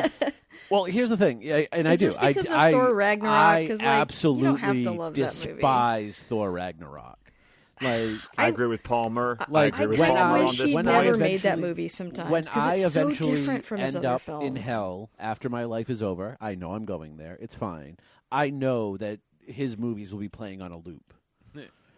That's crazy talk. I mean, So- it's fine not to like that movie, but his other films are so different from that. Like, I just almost wish for all comic book lovers' sake that didn't like that movie, I could just erase it from their memory banks because that's, I don't know, that's just So- one of his movies. And it's Okay, so so different we're from his gonna- other films. We're going to talk But I'll about let it Jojo go. Rabbit I'll let because it that's go. the one that won. That's the one that won Best Adapted Screenplay. Here's my issue with Jojo Rabbit. Oh, dear. And it's not horrible. I believe that there's a way to make what this movie was supposed to be good. And I believe that takes deafness and a subtlety. And I believe that that Watiki has all of the subtlety of an asteroid plowing into a planet. The whole beginning of the German version of "I Want to Hold Your Hand" by the Beatles, with him as Adolf Hitler dancing in the streets. Mel Brooks used to do bits about the Nazis in Germany. That's right. He said the only two things he wouldn't make fun of are the Holocaust and dead children. Right. Everything But else he was would make forgave. fun of Adolf Hitler. And he's very proud of that. Like, he's very proud that he was able to make fun of Adolf Hitler being a Jewish person. It's one of his top things. He does it Waititi is also Jewish, and right. And Mel I'm not Brooks saying, loved this movie. okay, saying. that's fine. But I'm going to be the dissenting voice. I will say that Mel Brooks, I think, does it right. And kind of tying into the political climate, this movie goes so over the top that, if anything, the Nazis in this are so absurdist that you don't even think they're real people and how much of an evil presence they were. But that's because it's from the perspective of a child. That's right. Yeah. So it's not really a true realistic version of Nazis. You're looking at what does war look like to a kid. Right. And his journey, his arc is going from the way he views them to how they actually are at the end. And I don't want to say because there's like a really big traumatic event that happens towards the end of the movie, but that's his turning point as a character. And that's when things like take a much more serious turn. So I thought it was like really smart of YTD to open with comedy and lightness, and you're seeing it from this kid's point of view, and then it slowly changes as reality sets in.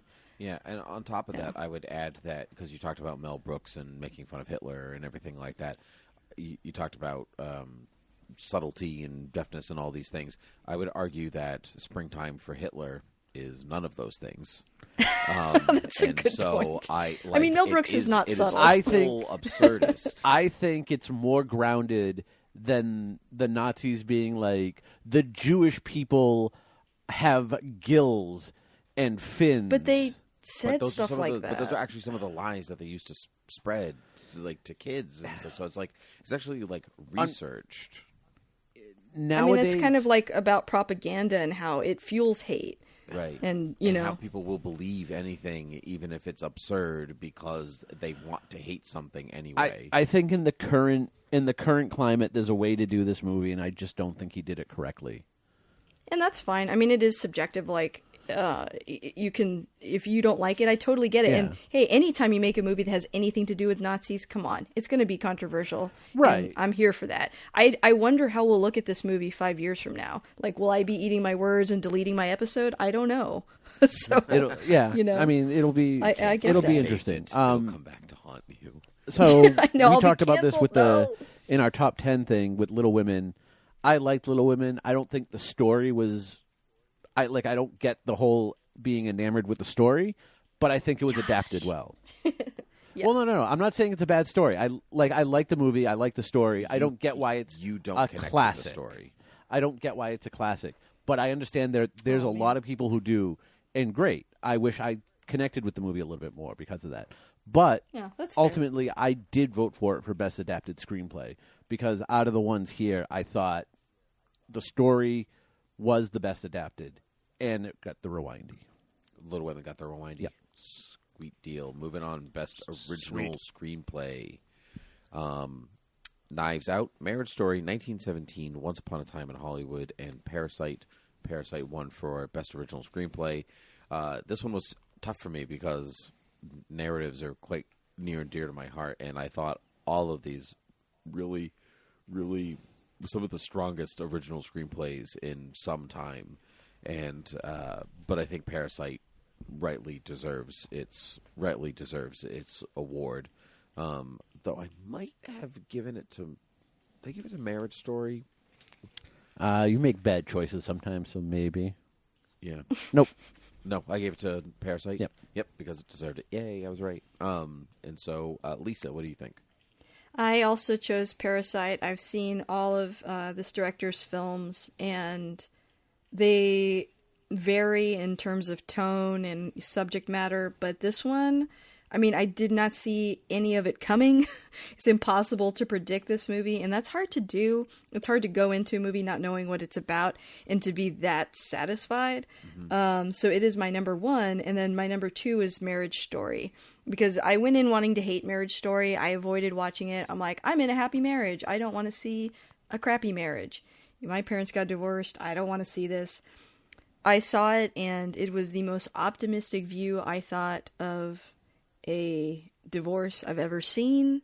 And I thought that I was worried about the way that it was going to go, and then it didn't go that way at all. It was I felt good at, there's points in the movie where you're not on either character's side necessarily, like your viewpoint shifts, and I think that that's really clever in the way that it's written, and it's also very fair to both of them. And at the end, for me, it ended on a somewhat of a heartbreaking ending, but also a very optimistic one.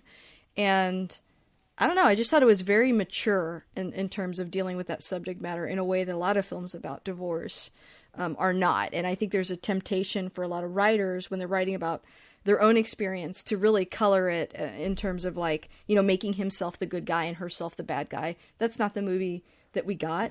And so, yeah, I thought it was very well, the performances were great, but I thought the script was really tight. I really liked it.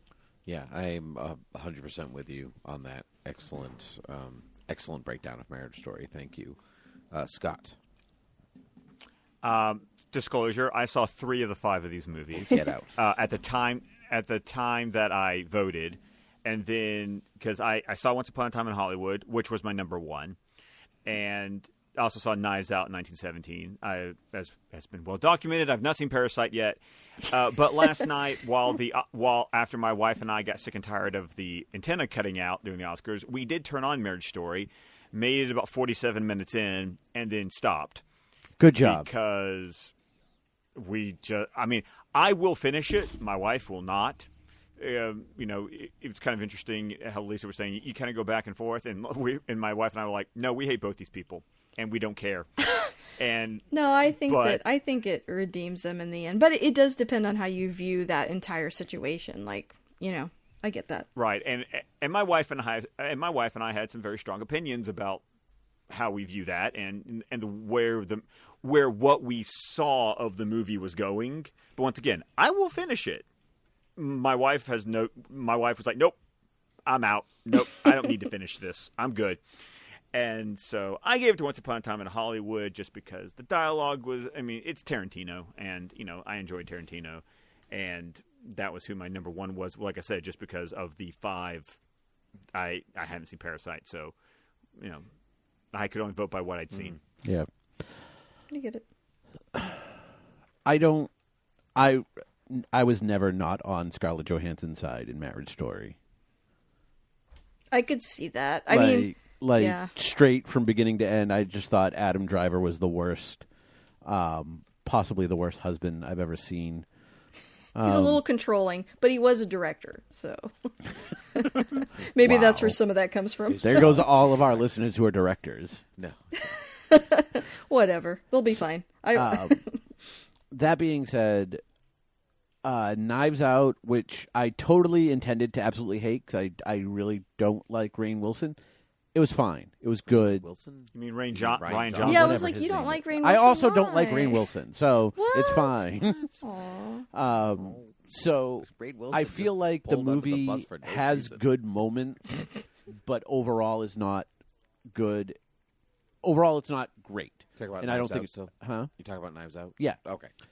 It's fine. It's okay. I didn't hate it, which I guess is a really good compliment.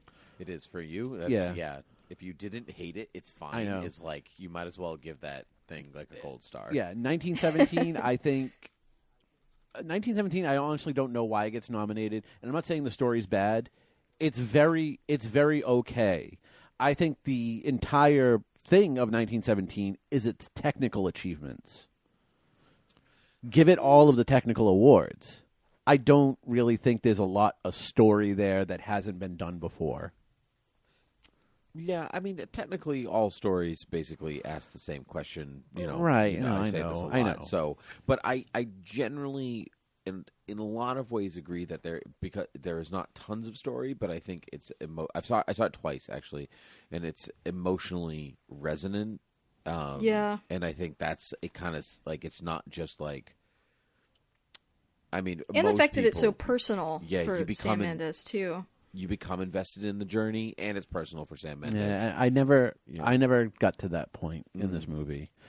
But I want to throw in some Yeah, thoughts go ahead. here too. In that, I think a lot of times with original screenplay, I'm going to be honest that a lot of times when it comes to judging this category, maybe not story as much, because if you go by the old adage that every story's been done. A lot of it then comes down to me as you got plot structure, but I also put a lot of weight in dialogue. Yeah, Like- I think that's fair. Yeah, okay. And I think that's why, of the 3 of the 5 that I saw, that's why I landed on Once Upon a Time in Hollywood. You know, It's because there's Tarantino. also- It's all dialogue. yeah, exactly. I know. And once again, it's playing to my proclivities. Right. So No, yeah, I'm agreeing with you.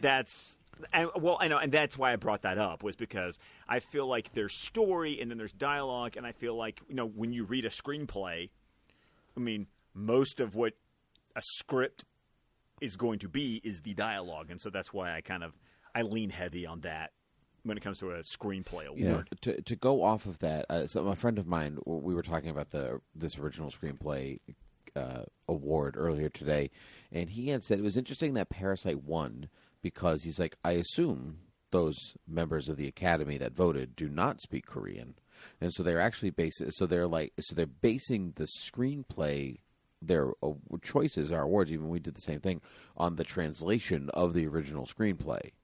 And so, which in some ways could differ from its original content, and so we're kind of like giving the award to its translation, to its second version of itself that we as American audiences witnessed. So you're saying it should have been nominated for adapted screenplay? So no, well, I mean, it's so much that like we're not getting it in its quote like original form. Right. We're getting it in its. I second would agree form. with you if it wasn't a movie, if it was like a translated book. But because there is that visual aspect to it, Which is I don't not- know, I which kinda is not disagree. which is not really part of the screenplay in a way that would be like saying Depends like on the screenplay. screenplay. Like it's like saying like the Yeah, I narrative think the rests heavily visuals on are a the pretty big part of cinematography, it. which is like it's part of it, but it's I not mean, all it of depends on the screenplay. Where Okay. this was the director Yeah. writing it, he could have had all of those things built into the screenplay. and he did Like you from have what I've seen behind right, the like scenes. you have stuff like that built into the screenplay, just like you would a stage play. Sure. Well, Mm-hmm. yeah, but do you think that? But I would also argue if the award is for the screenplay, then I would say, because I mean that would mean screenwriters are the ones, voting for the category. Right. I would also argue that if the award is for the screenplay, then the criteria, which I don't know what their criteria are, I would assume that the criteria is you're reading the actual text. You're not. Yeah, and then judging Right. it by the text the itself. screenplays become available to those members of the Academy Yeah. that vote in those So, categories. well, here's the thing: is to get nominated, you get nominated by the branch of the Academy. So the writers nominate the screenplays. Once you get nominated, the voting is throughout the entire academy. So the people voting for this to win are not just writers. They're the ones who got it nominated. But it feels weird if we go by your idea that it's adapted or that it's translated and therefore not the original. Doesn't that eliminate a lot of films in the future from ever being considered? Yeah, I'm not saying that is the correct way to go about thinking about this. I'm just Yeah, saying it is like, something It's also to think not- about it is for an sure. interesting point to. It's also not an Yeah. arbitrary translation of it. Like, you would think that this was vetted by the person. Like, he might not be able to speak. Like, I don't know how well he speaks English. Like, we heard a little bit of it when he accepted his award. Yeah, he doesn't speak a whole lot of But- English from what I've seen. Yeah. But he might have enough understanding that he could sign off on the English translation. And then Once Upon a Time in Hollywood, look, you want to hear my views on Tarantino, go listen to our 1990s Pulp Fiction one. 1995. Yeah, it was this season. It was this season's Pulp Fiction. Spoiler: I'm Palmer scared. doesn't like Tarantino. Oh, no. Oh, I'm really really afraid. want... I'll skip that one. No, I really want you to listen to it. Because I've been waiting for someone to give me grief on it, and they haven't yet, which was Well, it's really because we weird. don't check our email, Palmer. No one checks our email. That being said, I went with Parasite. Parasite got the rewindy. Woohoo! All right, moving into our last 6 categories. Woo! Best Supporting Actress: Margot Robbie for Bombshell, Florence Pugh for Little Women, Scarlett Johansson for Jojo Rabbit, Kathy Bates for Richard Jewell, and Laura Dern for Marriage Story. To which she won. To which I was quite happy, though I also would have been very satisfied with Scarlett Johansson in Jojo Rabbit. But Laura Dern was particularly excellent. She sold the part of something that you really should despise, but she was able to find some type of elegance and depth and warmth inside despised of her. what should be a despicable person. What? She was. And so I wasn't listening to No. anything Palmer just whispered into the microphone. So I'm going to move on to Lisa. I'm so glad Laura Dern won. She was freaking on fire in this movie. Her monologue alone that she has in it should have won an award by itself. I mean, I think that's why she won. Yeah, That is yeah. easily the She best was part in the movie. awesome in this film and more beautiful than she's ever been. I don't know. I was just in love with her in this movie, but yeah, I thought she brought a lot of humanity to that role. I mean, you have to think of her. I didn't think of her as a villain because she's playing the game that she's in against the other attorney, and it's not like they invented those rules, so I felt like they were playing within the confines of what they are in the movie. But I really appreciated her performance in this. It's great to see her do something different too, because I feel like we get a lot of movies like in Little Women, she's great, but it's still kind of a one note, like she's always like the sweet character, so it's kind of cool to see her be totally different. She's always but- just that paleontologist. She's a Always. botanist, actually. No. Yeah, Jurassic Park. She's a well- botanist. Paleobotanist. It's been a while since I've seen it, but she's great. And second was Scarlett Johansson. She was very good in Jojo Rabbit. I agree. And then if I had to pick a third, it would be Florence Pugh. Yep. Because she was adorable. Yep, in I Little agree. Women. Those are my exact breakdown, I think. The G is silent. Yeah. It's Pew. pew, pew, pew, pew. Pew. Pew. Scott, to you. Pew, pew. Considering that I only saw one of these movies, my vote went to Florence Pugh because you're let's smart. be honest, my wife's reaction when Little Women was done was, I didn't hate Amy. Yep. Oh, yeah. You and I had talked about that because Amy can be extremely unlikable in many of her actions. And Pugh, kind of like Dern, really brought humanity and a relatableness to Amy. So I was happy for that. Yeah, and as far as Laura Dern's concerned, I've only seen her one scene, like her introduction scene that's mainly Scarlett Johansson talking by the time we stopped the movie, so I have no opinions. That's fine. Okay. To the man who has many opinions, Palmer. Give Florence Pugh all the awards. I But demand for it. Midsommar, Well, yeah. But for Midsommar or almost any movie she's in, really. Fighting she's with my great. family. She's excellent. Oh, Fighting with My... She won last year. Yeah, she hands had down. 2019 was Yep. Florence Pugh's year. That being said, I think the only things I liked about Marriage Story were Laura Dern for that monologue. For that monologue alone and the way she delivered it is enough to give her the Academy Award. And Alan Alda, who I honestly think got snubbed. I thought he did a really good job. I also really like Alan Alda. He typically Same. kind of Alan Alda's in the movie. Yeah. he plays He's the a doc- he plays the oh, other. yeah, he plays the lawyer. Yeah, he plays the other lawyer. I thought that okay. I just saw Ray Lolita. He so. gets swapped out later on for Ray Liotta. It's upgrade, but it's I'm not telling No, you, it's you not an probably have upgrade. to watch It's kind the of an second half of the movie because things Yeah, they I mean, change. Like they when get they're in the back heat of the together. moment. I'm sorry. You told me Alan. Okay, you just want me. You told me Alan Alda's Yeah. in the movie, and Back on board. Lisa and I already had this conversation earlier tonight about MASH. Yeah. So yeah, I'm actually just I'm going there. through MASH right now. I've seen it before, but I'm watching it again. Yeah, Alan Alda shows up. They get back together. It turns out they're part of some alien experiment. You really got to watch the second half of that movie, Scott. Okay, thank you, Paul. Too many spoilers. The aliens Yeah. from Mars Attack show up. Wild. It's weird. Florence Pugh shows up as an alien from Mars Attack. It's me. I'm Florence Pugh. Yep. I also thought Margot Robbie, she's gonna win an award eventually, and She's like 27. She's got plenty of time. But she keeps getting nominated and not winning. She's fastly becoming the female Martin Scorsese. Well, but this wasn't her best. I I'm felt not like. saying it wasn't. I'm not saying it wasn't. Yeah. I'm not saying she should have won. I Like, would have been fine Tonya, if she yeah, did. But Just like she's eventually going to win it, and it's probably not going to be for her best performance. yeah. So while I she's can- I still can see doing that. good stuff, let's give her an award for it. Mm-hmm. But ultimately, I said the same thing. Laura Dern, like that one scene alone is good enough to give her the award, and that's what we did. We gave her the award for that one scene. Okay. Did we She give won her the the award Rewindies. for that one We, scene? the Did we? royal we. And the Rewindies? Yeah, Yeah, that's a yes. Yeah. Laura Dern won. yeah. Excellent. Mainly for Jurassic Park, though. Oh my Even at the Rewindies, we do makeup awards, and we're making it up for Jurassic Park. Dern. Anyway, Best Supporting Actor, Brad Pitt for Once Upon a Time in Hollywood, Tom Hanks for A Beautiful Day in the Neighborhood, Anthony Hopkins for The Two Popes, Al Pacino for The Irishman, and Joe Pesci for The Irishman.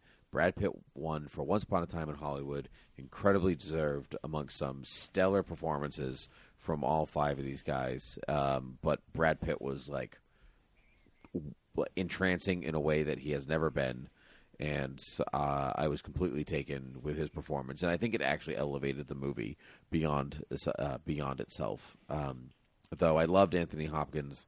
Tom Hanks was good. I had a hard time a little bit seeing past Tom Hanks a little bit in A Beautiful Day, as I usually do in like every movie that Tom Hanks is in. I have a hard time right. seeing past. It's like Tom Cruise or something. Yeah, I Yeah. have a hard. He's just like his celebrity has exceeded like me seeing past into the roles. I usually don't know it's Tom Cruise until he does that pumpy arm run. Oh yeah, sure, that makes sense. Oh, it's Tom. It's a Mission Impossible movie. Oh, and I thought Al Pacino was excellent. He had toned down his like. Yeah, he didn't say hoo-ha once. Yeah. He didn't scream. Yeah. No, and so I thought he had toned himself down. And actually, I thought Joe Pesci was just like remarkably good. He was so good that I really wanted I almost gave it to Pesci for being Pesci, but I think Brad Pitt just knocked it out of the park. Lisa. I gave it to Joe Pesci because I was like, he's finally front and center, and I felt like he got more to do in this than he's gotten to do in any of the other movies Martin Scorsese put him in, and I thought he did a great job, and he was just my favorite performance.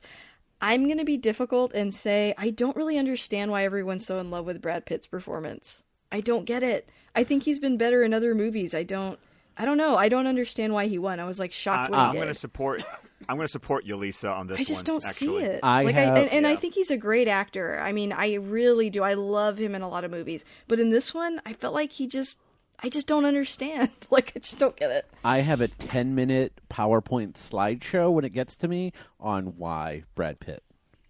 Okay, let's turn it to you then, or to Scott, or To because Scott that's all first, I. and Yeah, then Scott. and then to Palmer's still setting up the projector, so Yeah. to Scott. I'm gonna lay the carpet. Yeah. I gave it to Tom Hanks, honestly, because I could see past the Tom Hanks. I have a little Mr. Rogers phase. I mean, after seeing "Won't You Be My Neighbor" last year and literally crying the entire documentary. Tim is still crying about it. It was beautiful. It was really beautiful. And the times Tom Hanks was on screen was my favorite part of that movie. So much so that I wish the movie had more of Tom Hanks in it. So that's where I ultimately win. I did give Brad Pitt number 2, not really because of the performance, just because I enjoyed him in the movie. And then my number 3 was Joe Pesci over Pacino for The Irishman. Because of Pesci's subtleness, I thought Pacino sometimes tiptoed a little too much of a I'm acting and doing the Hoffa and being Hoffa in The Irishman. Yeah. So Not bad. Yeah. All right. You ready? Fun fact. Slide 1. Yep. Fun fact. Not too long ago, maybe a week or two ago, I actually had a dream in which my next door neighbor was Mr. About me, Papa? No, was Mr. Rogers. No, I thought you were gonna And say he had Jimmy passed Hoffa. away, but I was still friends with his widow, and they had a time portal in their basement. It was a really weird dream. Yeah. So, that But being tell me said, more. here is why everyone is loving the Brad Pitt in Once Upon a Time in Hollywood. Because he wasn't acting. He was just Brad Pitt. You should never give an award for just being yourself. Does Brad Pitt murder his ex-girlfriends? Just kidding. Have you seen Angelina Jolie recently? Yes. Just saying. Okay. Yes. I think to your point, though, I think sometimes most actors like play parts similar to themselves because that's where their truth lies. You Well, know, I don't like, think Anthony Hopkins was a pope. that's what I mean, like a personality. I refuse to know what Like you mean. I know that's why this relationship is very difficult sometimes. That's is like they play something that they can fit in comfortably because they recognize a part of themselves, and that's how they like. Not all actors can transcend themselves. And I just speaking of Tom Hanks, that's like you know what I mean, like seeing past the Tom. But I Hanks-ness. believe he won his awards for transcending that. Like Philadelphia, he transcends being Tom Hanks. Maybe not so much Forrest Gump, but I'm at least willing to hear that argument. Yeah. I don't think Brad Pitt in any way does that.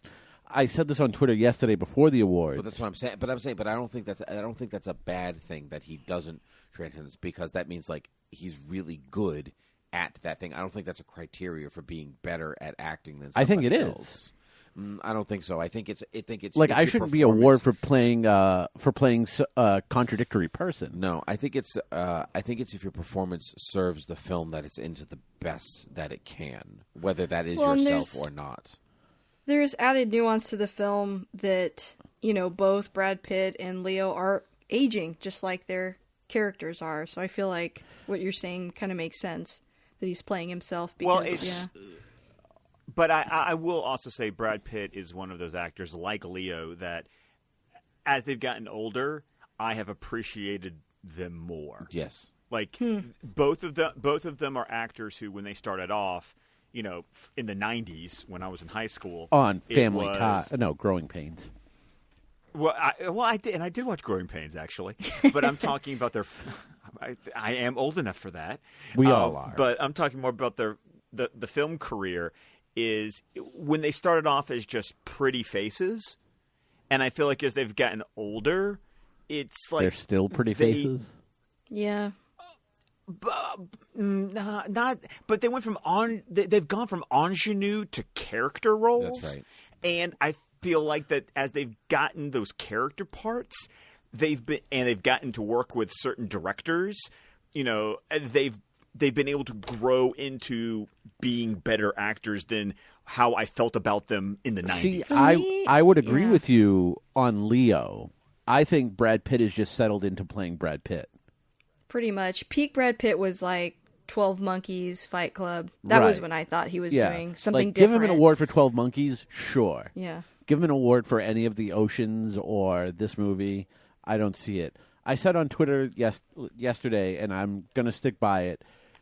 Hollywood, we all know the Oscars love doing makeup Oscars, and I'm not saying there was a makeup Oscar in this, but they also have been wanting to give him an award for acting because Hollywood loves Brad Pitt, and this was the first decent opportunity to do it in a while. Yeah, I think that part of that is true, but Because Ad Astra was just bad. I think a part of that is also true, but I agree. I liked Ad Astra, and I'm going to say it right now. Thank Sorry. you. Well, I think we've that cut there's, Scott's mic off for the rest of the I episode. think that there's. No, you haven't. I lost my thought because you all kept Man, talking. that made me laugh. But I think that there is maybe there is some makeup Oscar work here. I don't think there is so, in this instance. because It's just we love you, Brad Pitt. think Here's an Oscar. regular non-Academy people were talking about when this movie came out. They were like, best supporting actor. Like, people pinned it. Because they love Brad Pitt. I mean, but they didn't say that when Ad Astra came out. Because Ad Astra was bad. But Listen to me. But Stop that's it! what I mean. Like, you can't say because this movie was good and he was good in it, therefore he No, doesn't no. deserve his award. This movie was okay, and he was Brad Pitt in it. It doesn't make any sense. Yeah. I think you should release just this argument. I thought Joe funny. Pesci gave the best performance because he was different. He was different than any other time I've seen Joe Pesci. I agree with that. Yeah. I agree And I with love that, Joe actually. Pesci. I love peak Joe Pesci. I love My Cousin Vinny Joe Pesci. My Yeah. cousin, But I if thought- you didn't say that, Yeah, I thought he was so good and understated. Like I thought this was some of the best acting Al Pacino's done in a long time. And I'm like, no, Joe Pesci. Like, sorry. Yeah, And- and I'm surprised by that too. Yeah, I mean, not surprised by what you're saying, but I was surprised by my reaction. But I completely agree with you. Yeah, and I don't want to turn into the I hate Brad Pitt hour. Like, I do really like Brad Pitt, so I don't mean to imply that at all. if you want to do that hour, we can do it some other time, Lisa.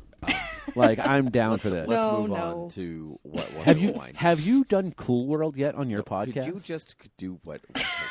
Hey, Cool World. God, don't even Cool bring that World movie was up. great. Stop it. Go to bed. I'm getting- I I'm know getting- it was not nightmares right now. Hours. Can I we would love to please talk about it though, move on? Oh, we're so in going a to do sick that. way. All Yeah. right. Okay, go ahead. Joe Pesci won. Joe Pesci won. Yep. Fine. Mm-hmm. Great. All right. Wonderful. Best Actress. Cynthia Erivo for Harriet, Scarlett Johansson for Marriage Story, Saoirse Ronan for Little Women, Charlize Theron for Bombshell, and Renee Zellweger for Judy. The award went to Renee Zellweger for Judy, which I thought she was just transcendent. She was amazing, and I cried multiple times during that movie. And whereas the whole movie itself is good, it's not spectacular. It's why she is the award winner here.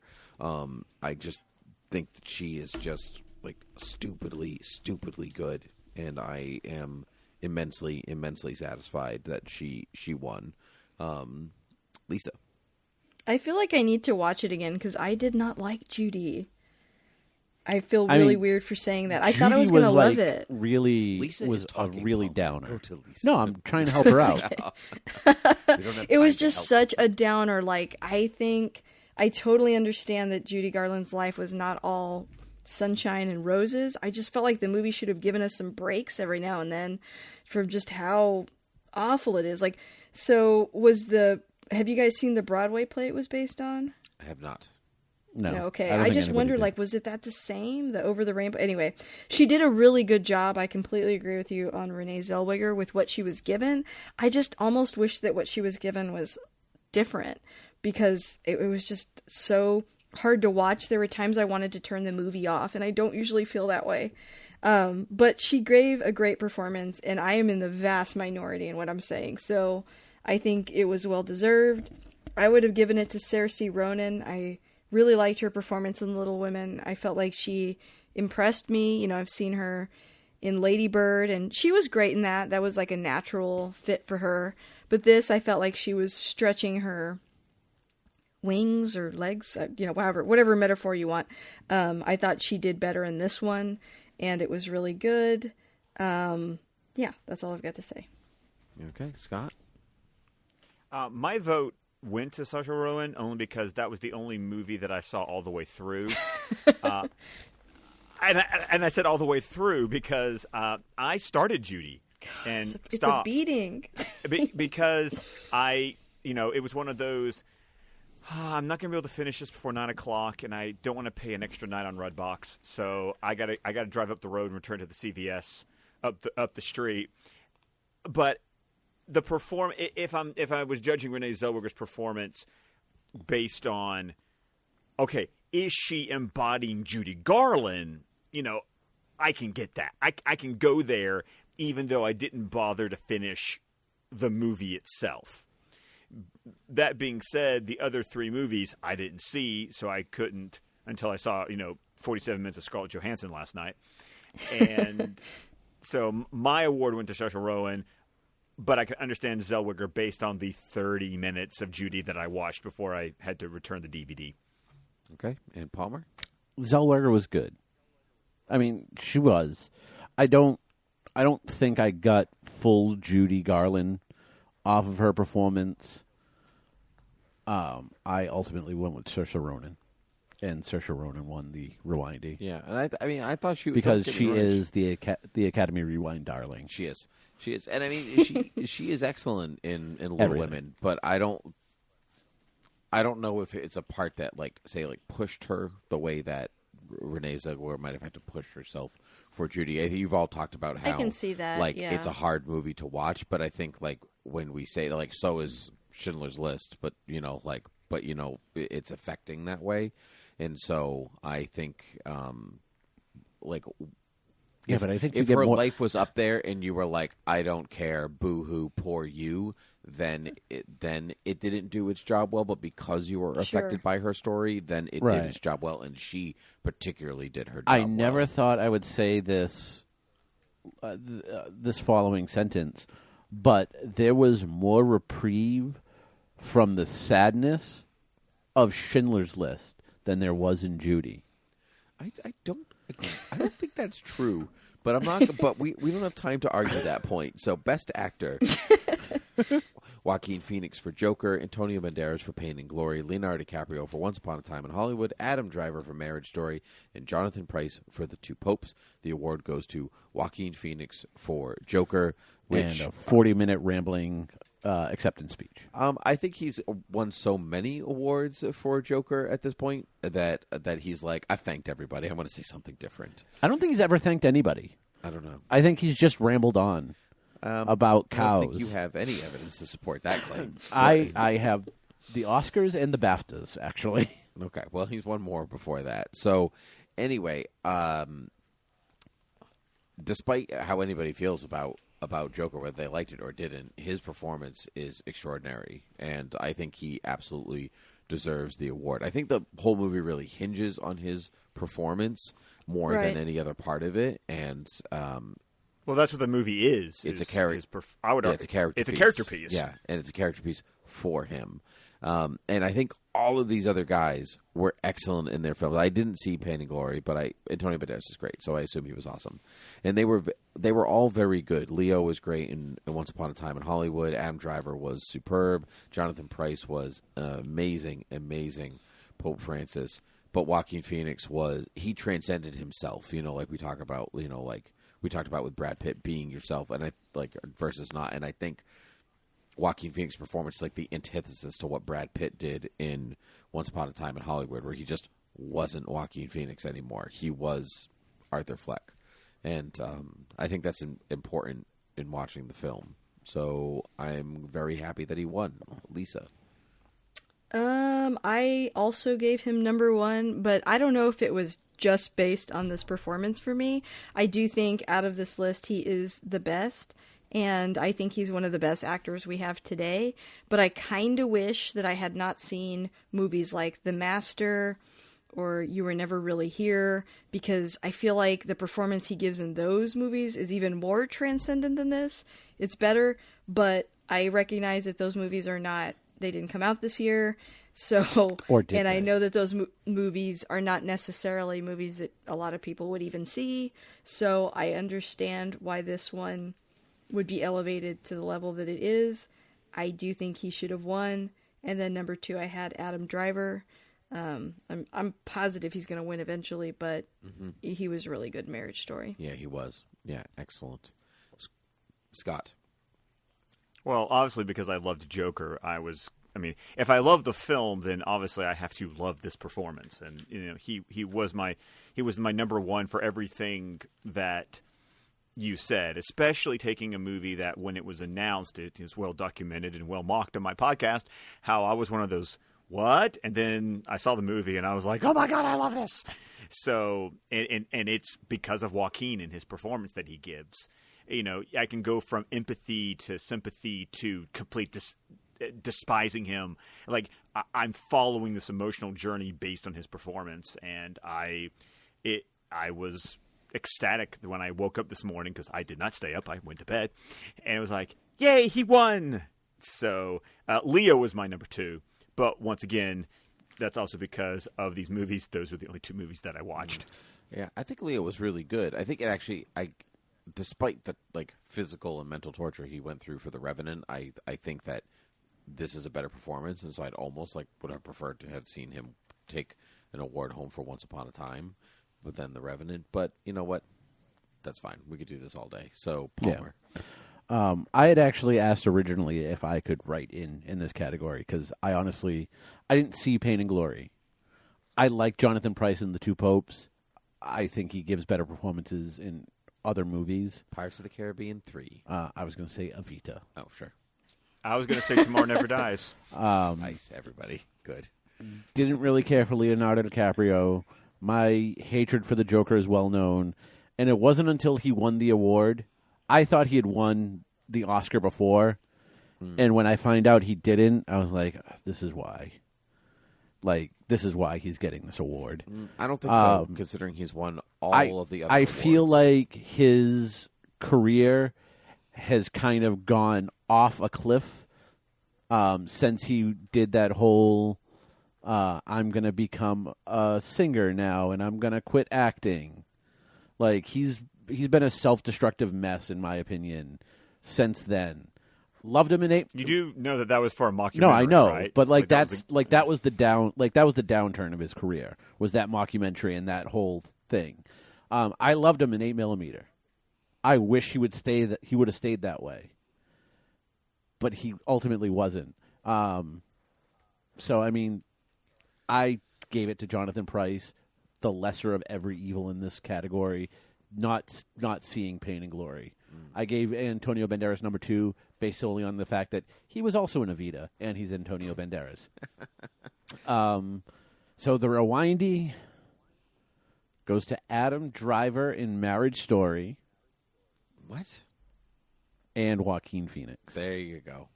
It was actually a tie. Oh, because your ranking was so low? Oh, yeah. No, the Joker... Spoiler, the Joker got bottom ranking in all of mine. Yeah, well, that's fine. I think with his acceptance speech, before we move on, he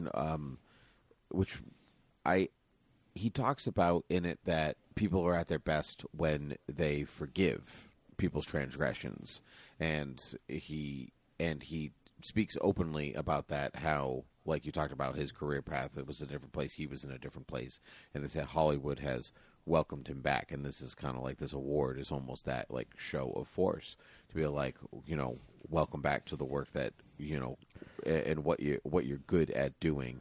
And he says that's when people are at their best, and I would tend to agree. And so maybe we should continue to model that advice and forgive people for their transgressions, which they actually didn't really commit against us. See, for us, they make you saying that kind of sounds like he's self-aware that he didn't deserve the award. No. Yeah, it's what it sounds like. Okay. Interesting. Yeah. Take on things that I have said. Best achievement in directing. Best achievement in directing: Martin Scorsese for The Irishman, Todd Phillips for Joker, Sam Mendes for 1917, Quentin Tarantino for Once Upon a Time in Hollywood, and Bong Joon-ho for Parasite, who took home the award. Good on him.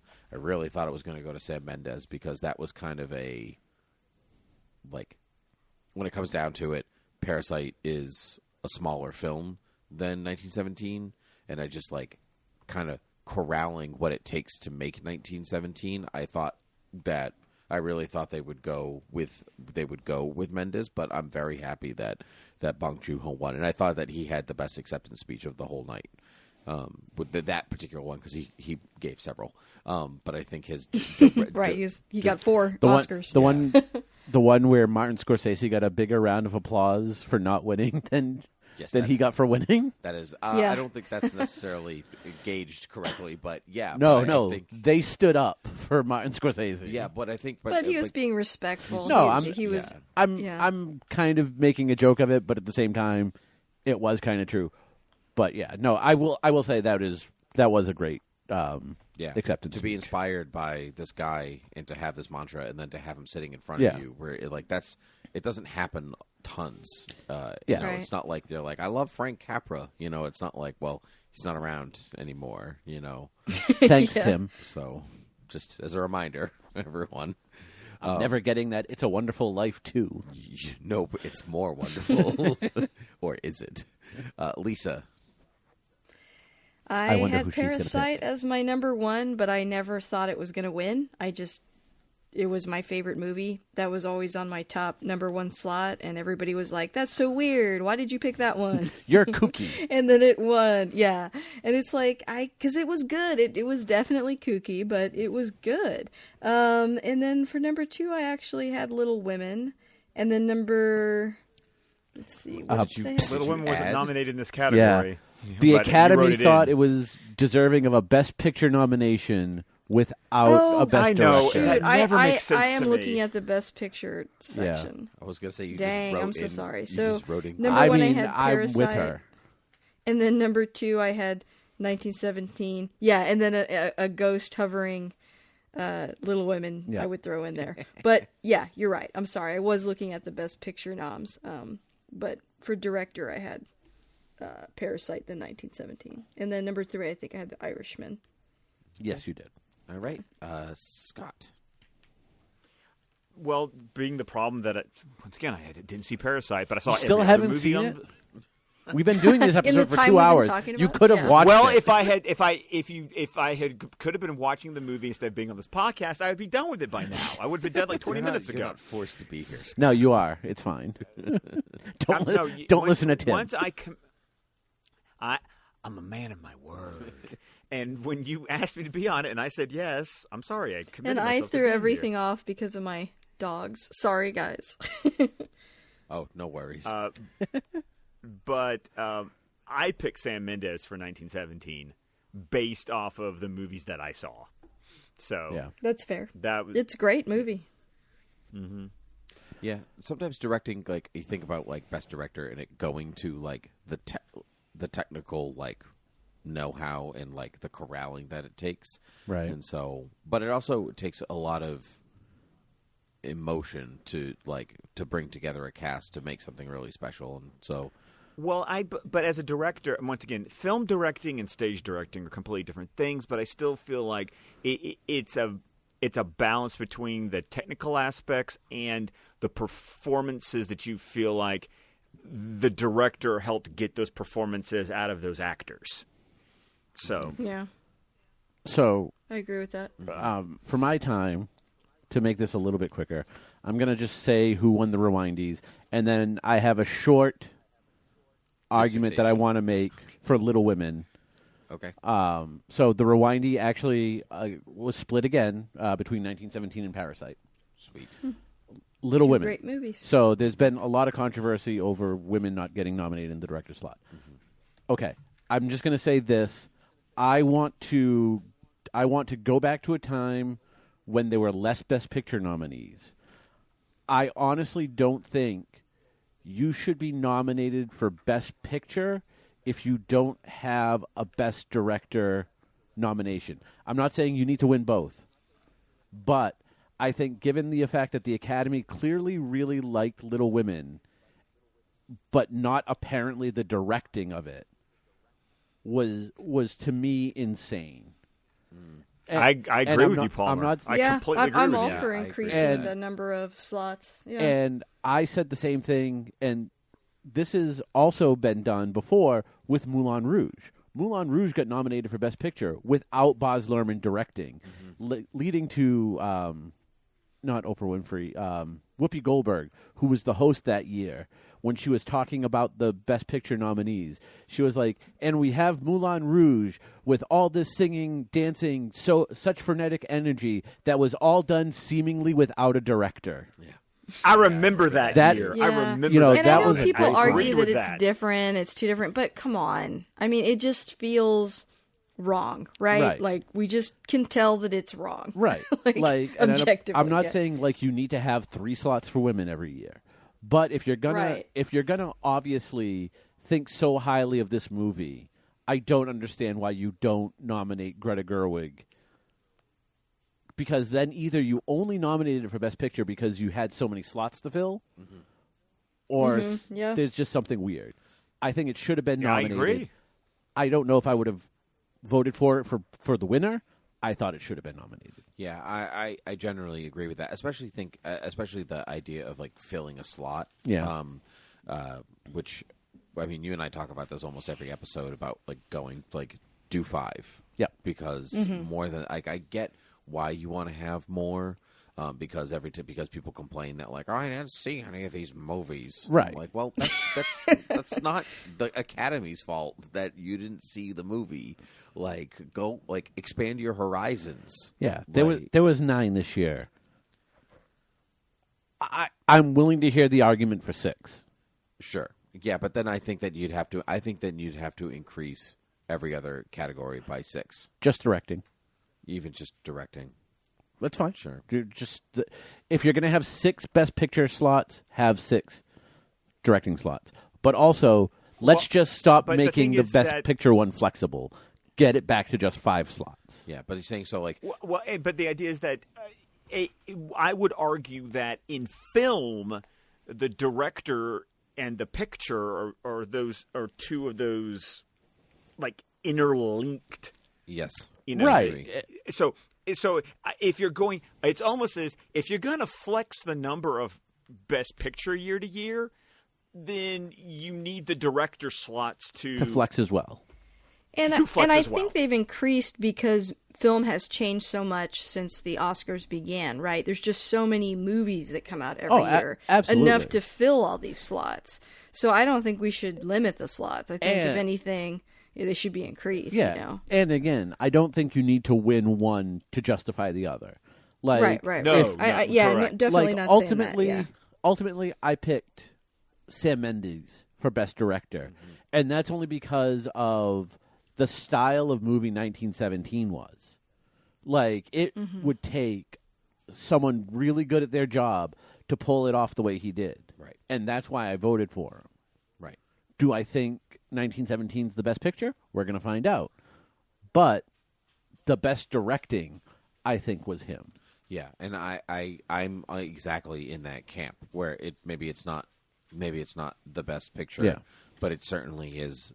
It is the best feat of directing. Yep. You know, but it gets tricky because then you could say like, oh well, maybe you need more screenplays because you know obviously you need the story, or maybe you need more cinematography because that you know like it can I'm get, open like- to that. Yeah, you get like it's like a slippery slope of like how many like what constitutes and makes a film, and you know so Right. And Right, and I you could think- make and I- you could make that argument sometimes, but I think a director is too integral to a movie. yeah, Mm-hmm. yeah. And I think, Yes. like, even with, like, Parasite, there's a certain, if you watch a lot of this director's movies, there's, like, a flavor, and I would say that there are performances he specifically pulls out of his actors, and you can see that pretty consistently in his movies. Oh yeah, So to me, like, that's why I had him at number 1, even though it's not the same technical achievement as 1917. Oh, absolutely. I mean, you Yeah. can't really say, 1917 is the only movie like that.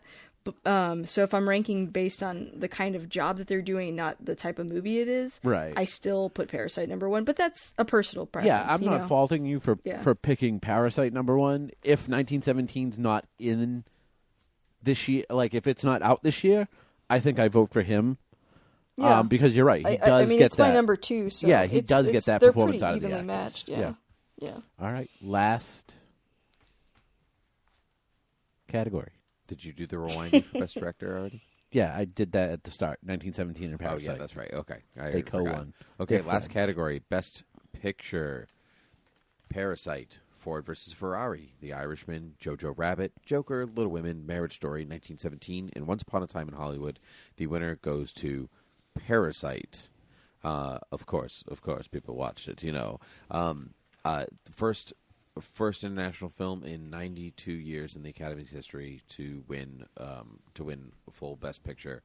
Won Best Picture, International Picture, Original Screenplay, and Director. Yep. Pretty outstanding. It's an amazing film, and I'm quite happy it won.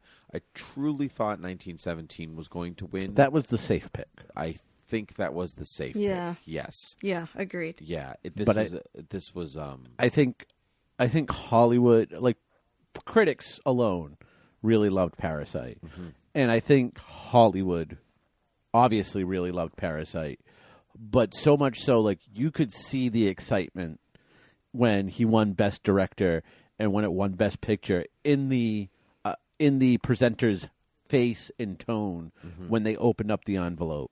And I thought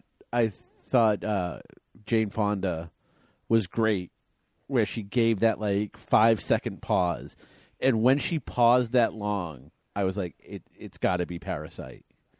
If it was 1917, she just would have said it. Yeah. Right. Yeah, that's true. That's a good point. Like she had to absorb the Right. enormity of Right. like Yep. film history that was happening in front of her. Yeah, it's a really good point. Lisa. I picked Parasite, as I said accidentally last time. I really did not think that it would win. It was the best movie I saw last year.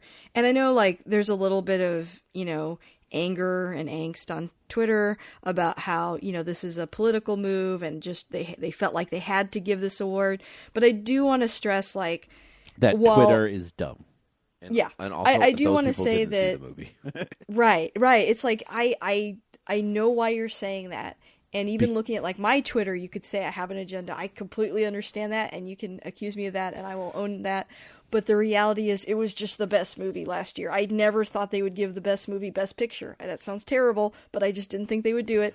It's And rare it as- happens. Yeah, it is. It is rare it And I happens. didn't know that until I really started listening to y'all's show, actually, because I don't, as much as I get caught up in the moment every year watching the Oscars, probably because I haven't cared that much about Best Picture, it just kind of like leaves my brain, and then next year I Yeah. reset and forget what happened. So when you It's guys mentioned that and listed a lot of them, I'm like, yeah, you're right. They're not always the best movies. Yeah. And having been a fan of his since The Host, I walked into that movie not knowing what it was going to be other than a monster movie, and was just Under the shocked by Sea. how, y'all should see it. Oh, it's great. It's so good. Like, not only is it's funny, it's moving, it's exciting, it's like everything. I mean, it's just a great film, and I've liked it ever since. I didn't even realize Snowpiercer was him, but I like that movie too. Mother is very difficult to sit through. Okja is a great film. But this one, I mean, it is the best of all the things that he does so well into one film. It absolutely should be the one that he wins for. I just never thought the Academy would ever give him any of these awards. So I am shocked by it. If it is some kind of political move, I don't care. At least they made a mistake and did something right this time in this kind of... And I'm not saying that they do something wrong every time, but this kind of director's... He makes the kind of films that often get overlooked. It's Right. kind of like that year that Mad Max was winning everything, and I was like, what? This is great, That was, to me, a wonderful year. But, yeah, I gave it to Parasite, and then number 2, Wishful Thinking, Little Women, and then I think, number 3, I put Ford versus Ferrari. Because even though I think 1917 should be number 2, I just thought that that's like the order the Academy would go in. Yeah, I back you up on that list. Lisa, do me a favor. Whenever Mm-hmm. you talk about his movie Mother, please make sure you differentiate it from whatever the heck that Darren Aronofsky yeah. movie was. Yeah, no, Because it's, I saw Tim's face, and I'm like, different movie. Yeah, I was Yeah, like, no. I Mother is remember a story that was about Bong a Joon-ho mother who movie. has a son who's accused of murdering a young girl. Oh. And it is the darkest crap I've ever seen. Like, it is just... It ends very Even darker than dismally Judy. Huh? Even darker than Dark. Judy. Oh, much darker than Judy. Okay, so much, you much could watch darker. Mother the whole way through, but Judy you had to turn on. Yeah, well, because it was compelling. It was really moving. But at the end, I was like, well, I kind of wish I hadn't seen that. I mean, it's done really well. It's just you're gonna watch it one time. It's kind of like watching Monster. You're gonna watch it once, and then Gotcha. you're like, Okay. I'm good. Like, Thankfully, didn't I need that haven't in my watched brain. Monster Yeah. yet. We will. I know we will. Yeah. Oh Lord, it's yeah. Yeah. Next. When I saw Monster, my husband said, "You can watch this by yourself." I'm not going to. I don't want to see a crazy. I don't want to see a crazy woman murder people.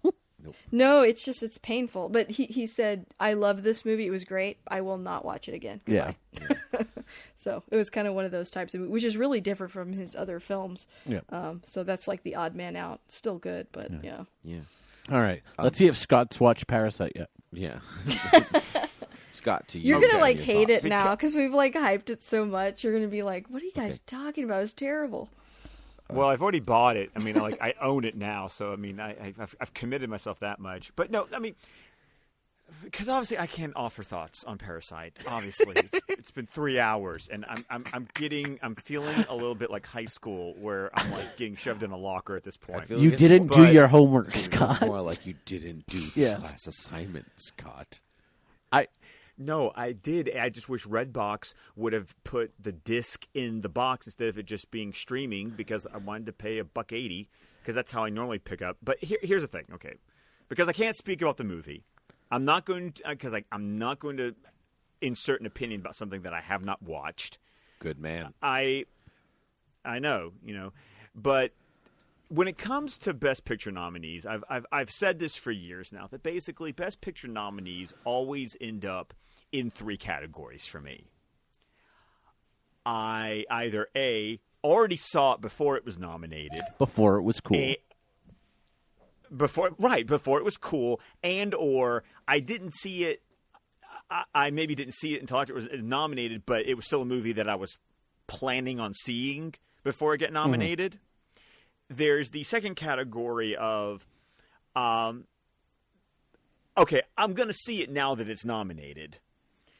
And then there's the third category of, I don't give a crap if it's nominated. I still don't want to watch Right. it. And at least Parasite fell into that. It kind of reached a sort of a middle 1-2 because of, I can't remember when I started hearing about the movie, if it had already been nominated by the time, I found out about its existence. I don't think So- so, because Lisa's been talking about it since like spring last year. And I do want to say, I do think that, there is sort of the director's viewpoints in the movie, but I think you don't have to necessarily align yourself with his beliefs in order to like it. I hope that doesn't, I'm wondering if people that don't agree with him necessarily will be like, well, now I hate it, but we'll see, I guess. I can't say Well, too I have much no idea. without talking about it. But once again, I don't have to agree with the movie to still think it's a good movie. Yeah, Right.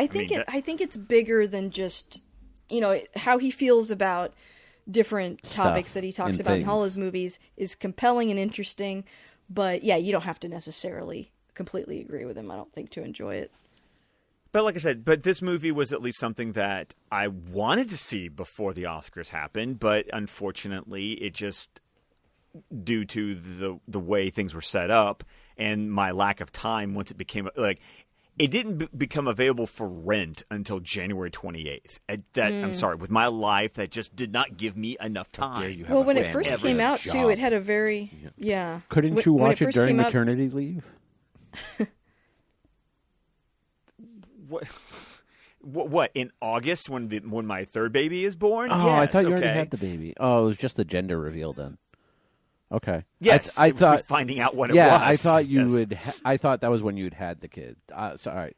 So I guess not. No. Third kid's not till August. So, but it didn't hit theaters here where I live until like December or something. I was Like, about to say it had a very limited release, so it was not easy to watch because before the buzz, unless you're kind of a diehard fan, that happens to like his films, it was difficult to get a hold of. Yeah, it so never- It makes sense that you wouldn't have seen it. It never really made its way to us either until after it got nominated. Right. Yeah. Yeah. I mean, So- that's just the truth. Yeah.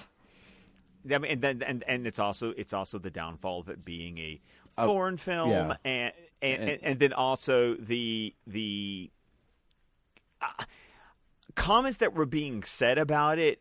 Also, as Lisa and Tim are fully aware of, I have a condition, and so I wasn't. Sometimes I have to judge people's comments of, is this something that I can see in theaters and still? I mean, it definitely should have a caution sticker on it. Yeah. I mean, I think so- like my husband kind of has that same thing, and he, there were a couple moments that he was just like feeling woozy. So I mean, it's graphic. So it's one of those things where I have to go, I can't see this in a theater. I really need to see this at home. But then we don't give me the option to see it at home until like I've got a week. Yeah, that's just not going to work with my lifestyle. Right. And plus you have kids, and like you don't want them to see it, so you're gonna have to watch it when they can't. Like, yeah, it's not I convenient. mean, I'd let my kids watch it. You shouldn't. I'm a cool parent. Uh-huh. All right. Well, that is going to wrap up. We haven't found out who I won. was going to say that's going to wrap up most of Academy Rewind after this because Yes. our recap show is longer than the Oscars now. Yay! Go us. No, it's not. Yeah. No, it's really not. So the 2020 Rewindy for Best Picture goes to La La Land.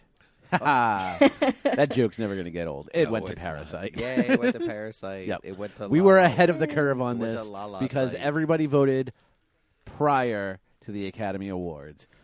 Hey, as somebody that picks weird wild cards every year, it's nice to be right for once. I know, isn't it? Go us. It's like that never happens. I think I've actually been. I think I've been pretty on Wrong point most of your for life? the pretty. I think I chose. I think Green. I think I knew they were going to do Green Book last year. Yeah, we both chose Green We Book. both, and the year before that, I think I chose Shape of Water, but I can't Yep, remember. we did. Yeah, so go us 3 for I 3. really like Shape of Water. You did not, or did?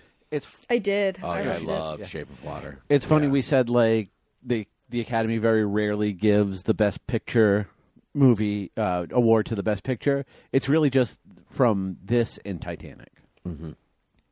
Like that's how long it's been. That is correct. Yeah. That is correct. Okay, well, that is all well. That was all well and fine. So, thank you both so much for coming on. Lisa, tell the people where they can find you. Oh yeah. Thank you guys again for having me on and for indulging all of our opinions this whole time. This was really fun. If you want to find me, you can find me anywhere you pretty much listen to podcasts. And I'm also on Twitter at ILTM Podcasts, and I'm on Instagram. I Love That Movie Podcast. Come chat, come say hi, come be on my show. You guys have been on my show, so yeah. You also have a live show coming up eventually, right? Yeah. I've got a couple events coming up. I've got 2 panels at AllCon. We're going to do live episodes for the movie The Creature from the Black Lagoon, speaking of Shape of Water. And we will also do the movie Them with the giant ants. So I that's love coming up soon. Them. Actually, I like both those movies, Yeah. but Them is great. Yeah. I know. They're good picks. Those are fun picks for a live show, too. Yeah. I keep trying to get Tim to get us to do a live show, and he refuses. I already have a live It's show fun. with Beer with Geeks. I can't commit Oh. to. That's not a live show. I get it. No. Like we have a live show in the works. Oh, with Beer gotcha. with Geeks. Yeah, mine's technically not live because we record it and then it's Well, live. in the it's sense live that when other you people do are it in front of present. people. Yeah, right. Yeah. You got to bring this to the East Coast, though. I'm tired of not being able to Yeah. know these things. I know. I need to October, New do York something Comic Con. in the East do Coast. it. I know. I would really love to go to New York It's Comic Con. It's really a great con. It is. I think you would actually really love it. I have a lot of pals that go to it, so Yeah. it's definitely on my bucket list for sure. I haven't been to New York Comic Con in so I know you long. haven't. It's great. It is. Like, I work it, and I still have I love working conventions to begin with, but I also have enough time to go out and do stuff.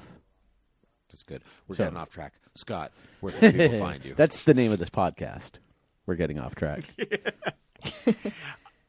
Well, you can find me personally on Twitter at ScottDC27. Of course, you can also hear me on the DC Film Squadcast and any other show possibly on the Squadcast Media Network. You know, I do appear on DC TV Squadcast quite regularly, and you know, honestly, you can hear me a lot on I Love That Movie because Lisa can't get rid of me. And read up. She keeps asking me back. You're a parasite, I love Scott. having you on. You're a parasite. See, get it? No? He doesn't get it. He hasn't seen the movie yet. Oh, not yet. This has been, yeah. Womp This has been like womp. 3 hours of us roasting each other. I kind of love This it. is why He started very polite. it's. then- I love But these it's episodes been because so long, of that. we became angry. Right. Yeah. Like I love these episodes Lovely. because of that. I know Tim hates the episodes just because of the time The zone editing. differences. Yeah. Actually, the Oh, editing yeah, doesn't yeah. bother me so much as the time zone differences. So, like- because I'm sleepy the rest Yeah. of the So, like, here's the thing. I mean, I'm sleepy too. we need to do this again. Let's do it on a weekend for poor Tim. Like a Yeah, Friday I'm night into or that. something. I'm fine with that. Yeah, Yeah. I'm into a Friday. Yeah. That's good. Yeah. 2 days That'd to be recover. fine. Yeah. Well, you do still work Saturday and Sundays. I know. but It's because I work not, 7 days a week. That's, Right, but it's that's- not until later in the that's day. trick. So Yeah, that's true. I love you. Okay, and you can find us, Academy Rewind, on Twitter at Academy Rewind, in Gmail at academyrewind.com, which we don't Don't check send us so don't- emails. so don't bother. But it's nice to know that we have it, for government purposes, I guess, and stuff. Right. You can find myself, Tim, at Timothy PG-13, and as I said before, Palmer is at Academy Rewind. where you can find hot takes like Billie Eilish saying "Yesterday" better than No, the Beatles. shush. Nope, not edit. I'm not editing. Haha! I know you're not editing it out. I win. I'm still interested in her Bond songs coming out. Oh so yeah, that's we'll right. see. That'll be Yeah. good. You can also find me at Batwoman TV Talk Indeed. because I do that podcast about a show called Batwoman. Indeed, and I have many Thoughtful Audio shows all You do. available on the Thoughtful Audio Network that you can find at thoughtfulaudio.com. Thank you all for coming, but they're actually playing us off, which is No, great. I have so many more people to thank. Well, too bad. Bye.